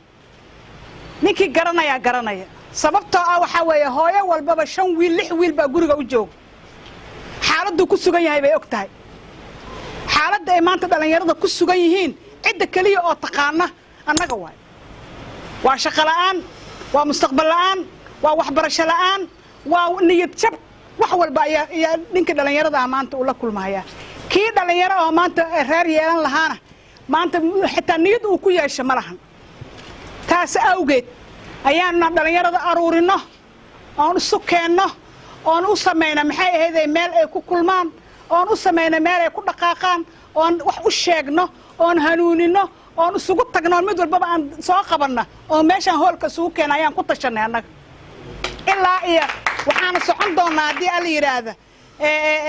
afka u dambeeya doolow ilaa iyo maxay ahayd Raaskambooni inaan tagnaan rabnaa saasna idin kaga ma daba harayno dhexdaan idin soo xiranay kii guriga joogay baanu ku wadnaa maxay ahayd tashkiilinta iyo maxay ahayd wanaag u sheegida waxaan keenay golihiina waan soo istaagnay waad noo jeedaan marka waxaan idin ka codsanaynaa dhalinyaro waxaa tahay xoogii dalka waxaa tahay maskaxdii dalka waxaa tahay aqligii dalka waxaa tahay maxay ahayd miidii wadankan baata waxaan idin ka rabaa inaad bedeshaan waxa hadda lagu jiro wadankan isbedelna u keentaan idinka rabaa insha Allah biidmillaahi kariim gabdhaha dalladda idinka haddaad gacanta isqabsataan intiinan maanta la soo xulay kaliya dhalinyarada ma dhalinyarada waxaa rabaa maanta waxaad halkaan ka qaadeen inay ugu tagta guryahooda iyo goobaha ay ku nool yihiin degmooyinka ay joogaan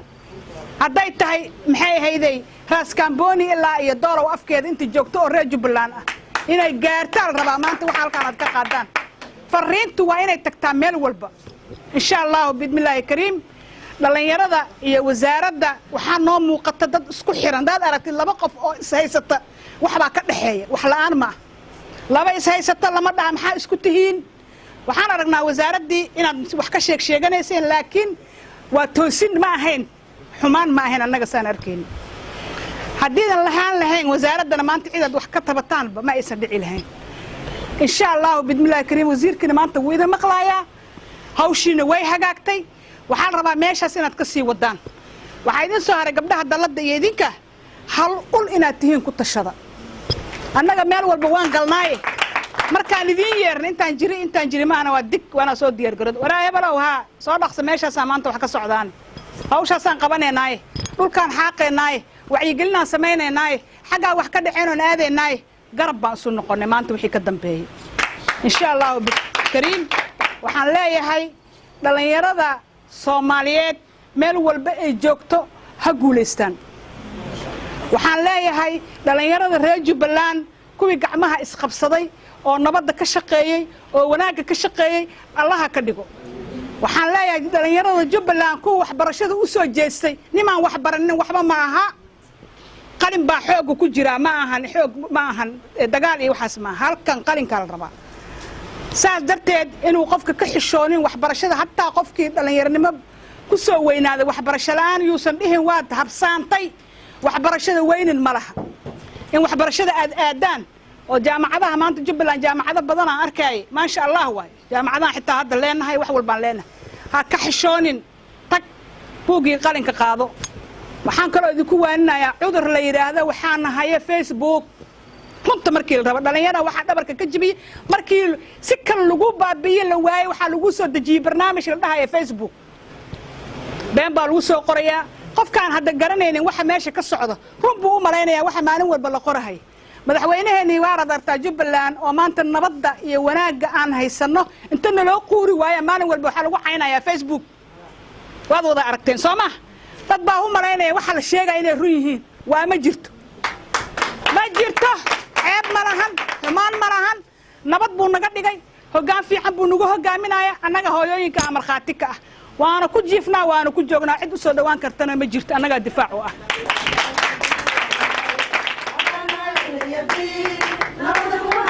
nahayo antooda banahay nabaduniya diirkeed nabadda ku doonanahayo dantooda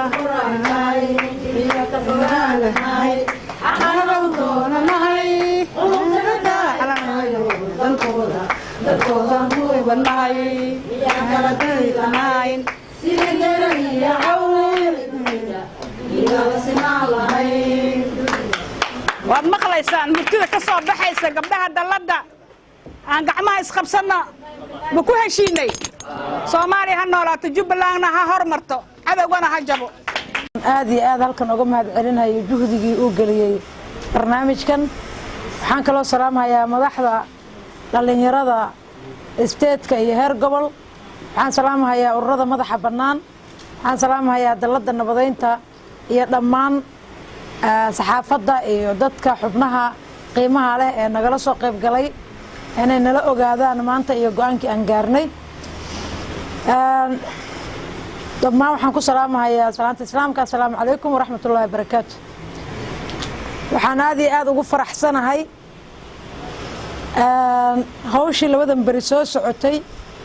iyo sida ay ku soo gabagabowday ee aqliga iyo maskaxda iyo aqoontu ay ku jirto run ahaantii waxaan gogol u fidinay dhalinyaro aqoon leh maskax leh furfuran aad iyo aad run ahaantii rabtay keliya in la is hor fariisto oo wax la isu sheego keliya taasina waxay noo fududaysay in maanta ayagoo isku duuban uu ka soo baxo go'aano ay ka soo baxaan run ahaantii waa wax lagu dhiiran karo aan dhihi karno annaga naftirka annaga waxaan halkaas ka fahanay ka SWS oo ahaan iyo ka dallad ahaanba baahida dhalinyarada dhexdeeda ka jirta dhalinyarada baahida ay u baahan tahay maanta ayaa halkaa ka fahanay oo laga yaabo in aan riboodyadaannada ku darno baahida jirta ee aadkii aadka ugu baahan tihiin taasina waxaa suurto geliyey ilaahay ka sokow muxuu ahaayey dhalinyarada maanta ee hor fadhida waxaan aad iyo aad ugu mahad celinayaa dhalinyaradii intay iskeed isu xilqaantay samaysay urur ay rabto inay ugu adeegto dalka haddana micnaha kula xiriirtay wasaaraddeedii iyo ururadeedii dawliga ah kula xiriirtay jecelna haddana in ay kula shaqayso aad iyo aad bay mudnaan u leeyihiin una mahadsan yihiin waxaan kaloo aad iyo aad ugu mahad celinayaa dhalinyarada dawliga ah ee u soo dhabar adeegtay ee la soo bilaabatay Jubbaland asaaskeedii ee u soo dhabar adeegtay wixii dhib ahaa ee la soo maray u soo dhabar adeegtay ee maanta soo gaarsiisay meel aad ku wada tashataan oo maaragtay ku wada hadashaan oo ku midoowdaan soo gaarsiisay aad iyo aad baan ayagana ugu mahad celinayaa waxaan leeyahay hadaalina ruuxa markuu mas'uuliyad sheegto oo uu hawl qabto ama uu maxay ahaydey uu leadership noqdo wuxuu noqonayaa inaad aad badan heshid madaxweynayaal baan baxsanaynin annaga hay'adda yartaa wadnaan baxsanaynin ruux walba meeshuu isku tilmaamo bulshada hadduu rabo inuu wax u qabto wuxuu la kulmayaa caqabado hawl kasta oo la qabtana waxay leedahay challenge caqabad bay leedahay laakiin caqabadaasi ma aha mid aan laga gudbi karin inay noqoto oo adigu ka dhigata haddana waa inay noqotaa mid laga gudbi karo xal aad u heli karto waxay wanaagsanaayeed u socotay aad ku gaari karto marka taasna waxaan leeyahay aad iyo aad baad ugu mahadsantihiin waxaan halkan uga mahad celinayaa dalladan haweenka nabadeynta degmada Kismaayo oo run ahaantii u taagan in ay mar walba isku maaragtay dhabarjabiyaan annaga markaan dallada la hadlayno waxaan iraanaa maxaa baahiyo jirto ood rabtaan inaad qabataan ayagaa noo soo gudbiyay proposalkan ah maadaama ay dhalinyaradu ku dhex jiraan ay guryaha la joogaan hooyooyinkii in dhalinyarada bal la wada hadalsiiyo si ay u wada shaqeeyaan sidii annaga naloo sameeyo kale in loo sameeyo proposal ayaga xaggooda ka yimid buu ahaa hay-addana ay gudbisay nalagana aqbalay insha allah waxayna noqonaysaa mid aan ku guulaysanay sida ay maanta u eg tahay waxaan aad iyo aad ugu mahad celinayaa wasaaradda dhalinyarada iyo isboortiga oo aan ognahay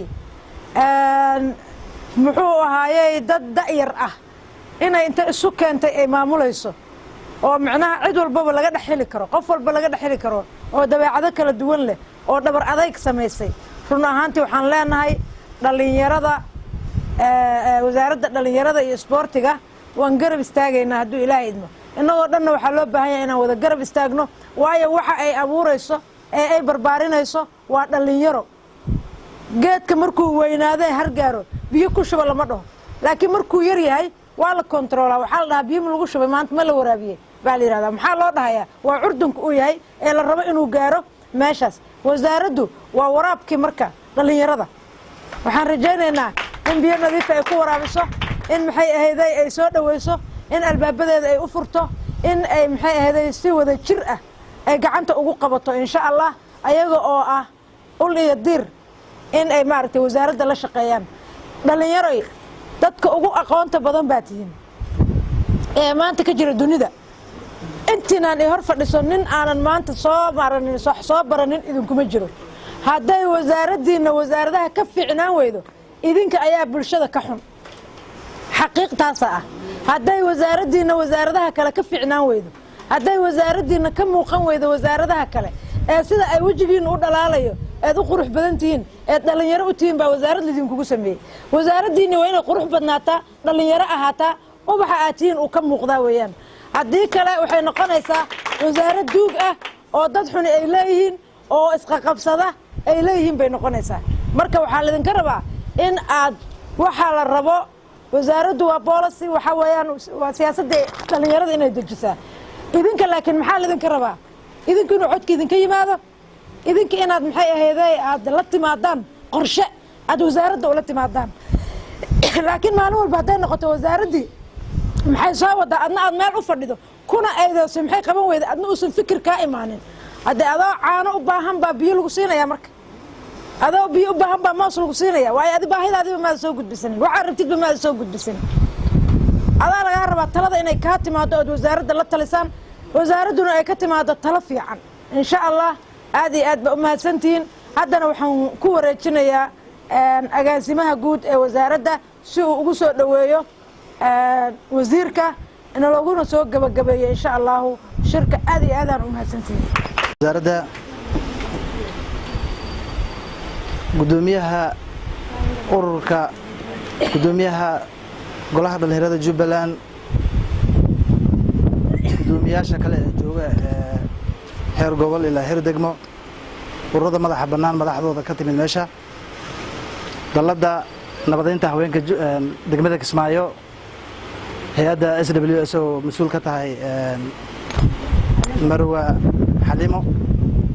dhamaan waxaan ugu salaamayaa salaanta islaamka assalaamu calaykum waraxmatullaahi wabarakaatuh salaan kadib farxad weyn bay noo tahay runtii in shirkii 3 bari halkan ka socda in si nabadgelyo ah lagu soo gabagabeeyo oo ay ka soo baxaan qodobo lagu heshiiyey waxaan idin sheegayaa muddo 2 isbuuc ka hor 7 bari ka hor in wasaaradda ay codsatay in kulankan la qaabaqaabiyo khayr Allah siiyay walaasheen Xalimo Godana ayaan ka codsanay way naga aqbashay wayna dhigtay ayadoo kaashanayso haweenka daladan nabadeynta haweenka degmada Kismaayo guul bay noo tahay marka inaad heshiisaan ururo badan baa wasaaradda ay soo gudbisay waxa suurtagal ah inay jiraan kuwa kale oo fara badan oo laga tagay aad iyo aad baa macnaha yaa idinka mahadinayaa inaad kasoo qaybgalka iyo adeecadda aad adeecdeen inaad shirkan imaataan oo aad fikradihiina ka dhiibataan wasaaraddu way tixgelinaysaa go'aamadii aad gaarteen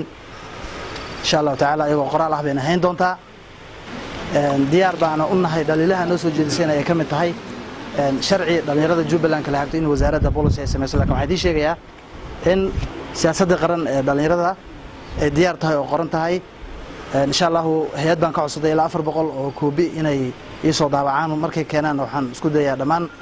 in ma garanaysaa ururada dhallinyarada ay helaan annaga ka jubbaland ahaan siduu sharcigan hadda uu qorahaya bolisigan inaan samaysanaana laga rabaa strategic plan jubbaland youth strategic plan waa noo diyaar waxaad ogtihiin strategic planka oo 3 sano ah samayntiisa inaysan dhib yareen anigu 6 bilood baan wasaaradda joogaa wasiirkana 2 bilood in ka yar buu joogaa waxaan isku dayaynaa baahiyaha jiro oo dhan inaan ku soo koobnaa marka strategic plankaas waxaan u qabanay workshops baa jiri doona aan qaban doono waa idinla kaashanayna waxaad ogsoonaatiin jubbaland inayna kismaayo keliya ahayn oo ay meel walba oo macnaha maanta nabad oo ururka nabadiid laga xoreeyay inaan tagna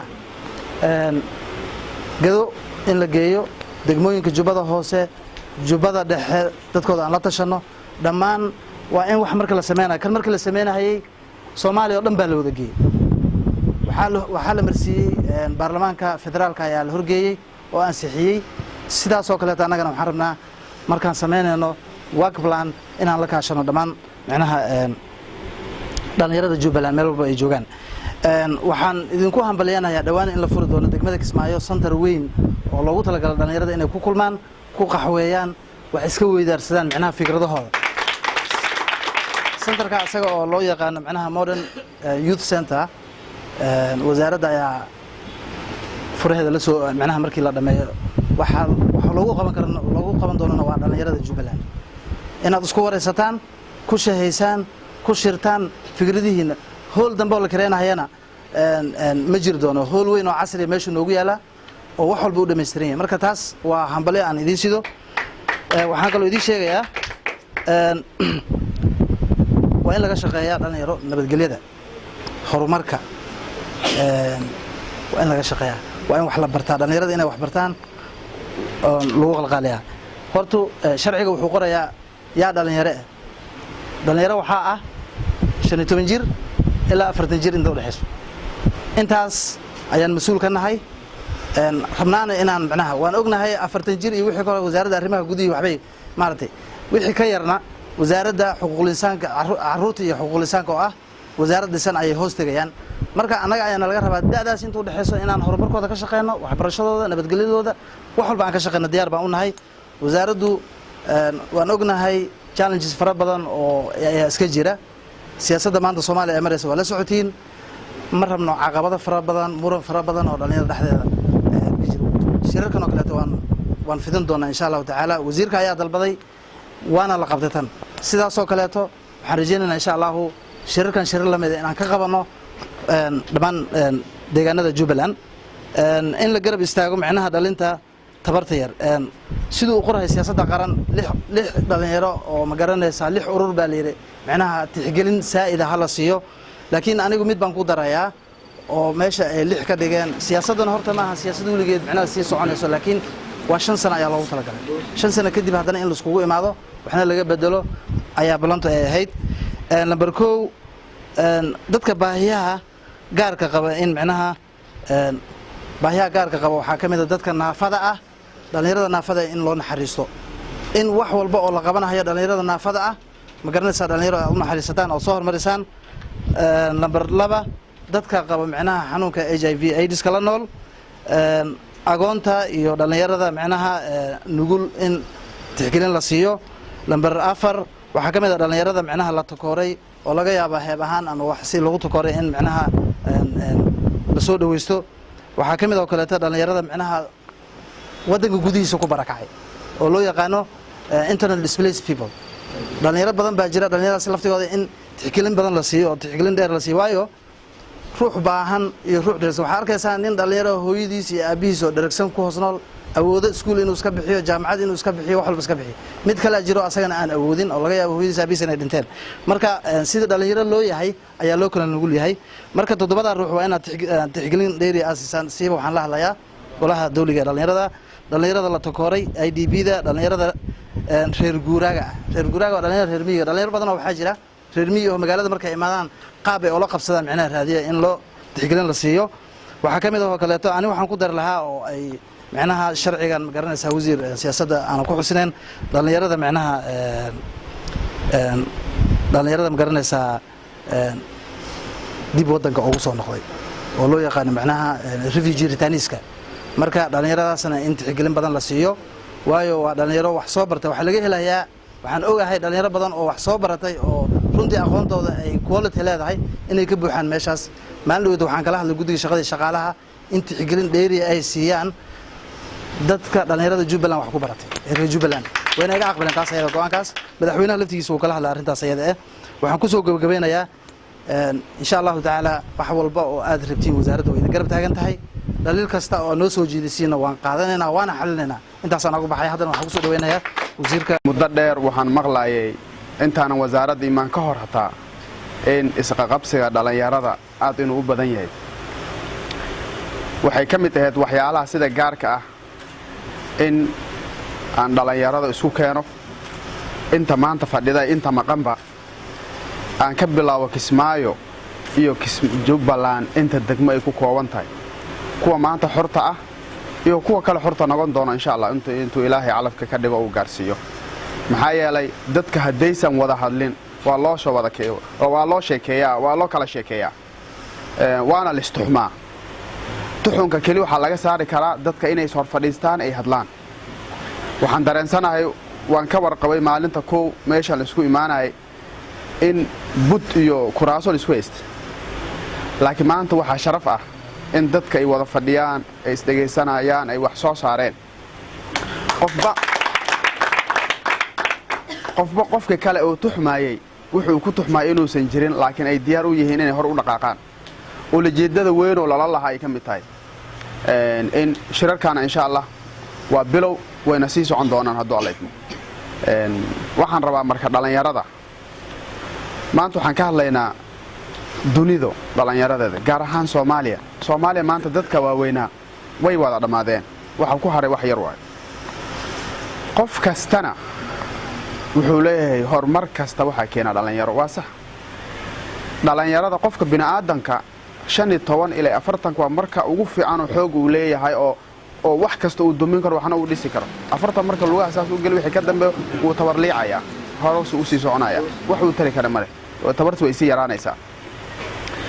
dhalinyarada mararka badan dadka waaweyn waxay u isticmaalaan waxyaalo munaasab aan ahayn waxa laga yaabaa maanta waxa dhimanayo laba beelood markay isqabtaan waxa dhimanayo xubka haysto qoriga haysto la adeegsanay waa dhalinyaro ilmaha agoonta laga tahay aabahooda ayagoo jecel oo xabada meel daran loogu dhufaanayo waa dhalinyarada wax rabno bugas in la bedelan rabna buga noocaas ah in la bedelo oo loo bedelo horumarna wuxuu ku imaan karaa dadka markay ay iswada haystaan ay wada shaqeeyaan ay hal meel ay u wada socdaan laakiin haddii anigu markaan is hor fadhinan aan wax isnaraahno markaan ka tagana waxa doonta ay tiraadid wax soconay male because anigu afkaagu wuxuu ka soo baxay baan dareemi karaa laakiin qulubtaada ma daalacan karo qulubtaada ala og marka waxaan rabaa wixii maanta meesha looga hadlay inay noqoto wax dhab ah dhalinyarada ka soo go'ay waa ogahay ragga maanta meesha fadhiya dhalinyarada waa mas'uuliyiinta ururada dhalinyarada madax banaan qaybada kala duwan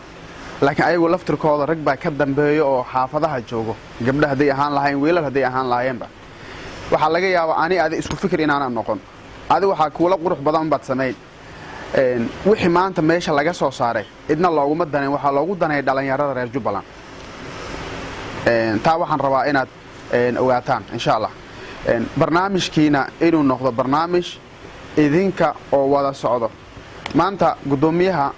dhalinyarada state-ka wax ma qabsan karo haddaan la shaqeyn qofka mas'uulka waxba ma qabsan karo haddaan la shaqeyn garbihiisa yaatan gurigan aan maanta ku jirno tiirka taagan haddii tiirarkaana meesha laga saaro wuu dumaya wuu dhacaya tiirarka oo maanta xajin lahaa gurigan waa idinka gudoomiyaha tiirarka maanta xajin lahaa idinka marka inaad noqotaan hatuxumina asana yuusan idin tuxmin waxa ku soo haray muddo dheer wadankan wuxuu ku soo dhex jiray nidaam aan sax ahayn oo nidaam ooba ka duwanba kansarka iyo aidiska oo ayagaba waa loo dhintaayo kansar iyo aidis kansarkana daawo leeyahay aidiskana waa la dhintaayo laakiin waxaa naloo keenay system oo anaa reer hebel ah anaa laandheere ah anaa reer boqor ah kuwii kale waxba ma ah waxaan rabaa dhalinyarada dhexdooda waxaas inay ka baxaan sababtoo mustaqbalka dalkan maanta anagu nagu xiran yahay dalkan wuu burburay waxaa laga yaabaa qaarkeena inta jooga ama badinkeena maanta markaad dib lisu weydiiyo inaan ka wada nimid qaxootiyada qofkaan tegin laga yaabo inuu maalmooyin uu tagay uu sii dhaafay haddana soo dhaafay noloshada ay ku noolyihin waad dareemi karteen wadamadeena dariska maanta markaad diyaarad raacdo ama gaari aad fuushid kismaayo markaa ka baxdid aad dhoobley luwa Kenya markaa gashid waa dareem isbedel dareemi kuwa meesha saas u sameeyay oo wanaaga sameeyay maanta isku xirka sameeyay waa dhalinyaro ay heleen laakiin hoggaan fiican dhalinyaradu laftarkeeda hadaysan hoggaan lahayn waxba ma qaban karaan hoggaanka hadduu noqdo hoggaan dhinac u leexdo waxay tarayso male waxaan rabaa markaa midnimada inaan xoojino midnimada maanta aan balan qaadnay 7 qodob gaar ahaan waliba 6 qodob oo meesha laga soo saaray in laga dhabeeyo ka dhaweyskeedan maanta inuu ku bilowdo maanta oo jimcaha berito sabtidii xafiisyada marka la kala tago inaan dareenno in arinta laga dhaweeyo wasaaradda sportska dhalinyarada waa wasaarad loogu talagalay ay hoos yimaadaan dhalinyaradii oo dhan ururada dhalinyarada maanta waxaan rabnaa inaanu sameeyno haddaad shalay aad dareemayseen in la idin riixayo wasaaradda dhalinyarada sportska cidna ma riixayso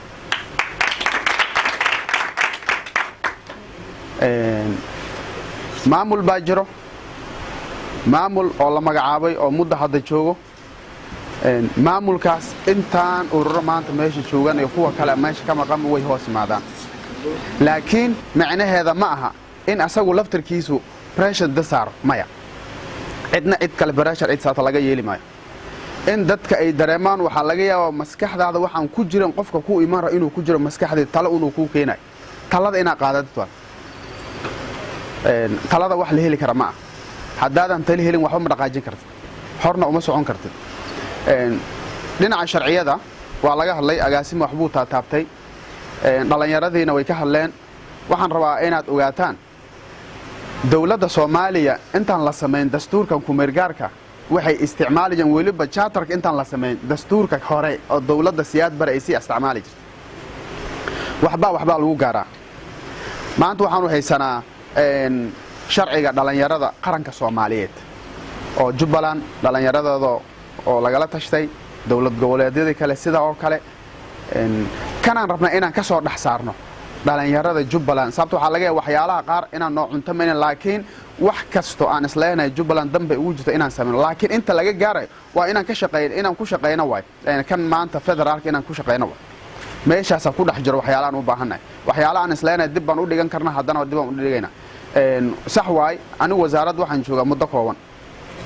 laakiin macnaheeda maha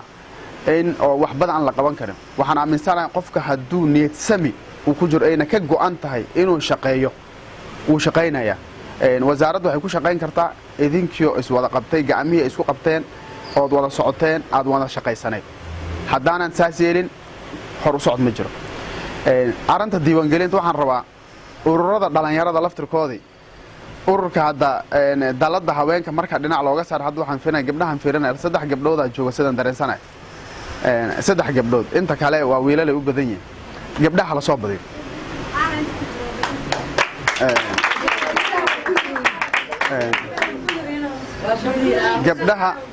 gabdhaha hala badiyo bilcaanta dulqaadka ay leedahay mararka qaarkood hata nimankeena mala xaqiiqda marka laga hadlo isqabsigan uu yaraan gabdhaha gaar ahaan waliba xubnaha aad idinku sameynaysaan maamulka meelaha ugu quruxda badan inaad ku dartaan meelaha la isdhihi karo challenges fara badan ba ka jira inaad ku qortaan dhinaca sharciyadda wasaaradda insha Allah maalmahan soo socda waxaan diyaarin doonaa shuruudaha dhalinyarada oo ururada dhalinyarada kala duwan waa inay isdiiwaan galiyaan ururada dhalinyarada hay'adda diiwaan gelisan wasaaradda sportska dhalinyarada urur kasta aan diiwaan gelinana anaguna database waa noogu jira shuruudooyin u sameeyna wuxuuna hoos tagayaa ururka dawliga ah dadku waxaan rabaa inay saas u fahmaan inaad shaqaysaan qofba meel uu aado oo wuxuu tari karo in wadanka keeno horumarkiisa laga shaqeeyo keli marabo in maskaxda ay ka guuxdo hay'ad baan wax ka soo qaadanayna amba wasaaradda maxay noo soo wadaa isbaar in loo dhigto maya fikirkaaga waa inuu ku jira urur dhalinyaran ahay oo madax banaan oo shaqayn rabo dalkan wax u qaban rabo maskaxdaada inaad ka shaqaysiisid way marka inaad maskaxda aad ka shaqaysiisid aad wax oo tayo leh oo dadka ay kugu dayan karaan aad keentid wixii kale hay'adaha ka imaanay ama dawladda ka inay noqdaan wax oo kugu saacido wixii aad hoosho aad wada inay kugu saacido ay noqoto insha Allah haddii Allah idmo marka waxaan leeyahay dhalinyarada oo meesha aad ka soo qayb gashay maalmahan dulqaadka faraha badan aad muujiseen aad bad uga mahadsantiin waxaan rabaa hay'adda SWSO codsigii aan u geysanay inay ahayd dhalinyarada shirkan ay noo qabato ay naga caqbashay qarashaadkii wixii ay naga bixisay waan ku mahadsantiin hay'adda SWSO dalada haweenka degmada Kismaayo buraanburka heesaha quruxda badan oo guwaabada ahayd waa ku mahadsantiin aad ugu mahadsantiin marka hadda wixii ka dambeeyo waa shaqa inaan isfarno wixii oo la isleeyahay insha Allah mustaqbalka uu ku jira inaan sameeyno hata website dadka commentigooda iyo fikirkooda inay soo dhiibtaan laakiin rooma hal maalin lama dhisin waday qaadanaysaa tartiib challenge jira waa dareemaysiin laakiin haddii dadka principally isku fahmaan in waxan ay wada sameyn karaan waxaan aaminsanahay inay guuleysan karaan way guuleysanayaan waxa muhiimsan waxa inay dadka midoobaan ay mid noqdaan midnimada waxay keenaysaa guul ku dheeran maayo waa walax saaciyo rubi khudba lagu jira waxaan leeyahay shirakna way badnaan doonaan wada shaqeeya midooba guuleysta. Assalamu alaykum wa rahmatullahi wa barakatuh.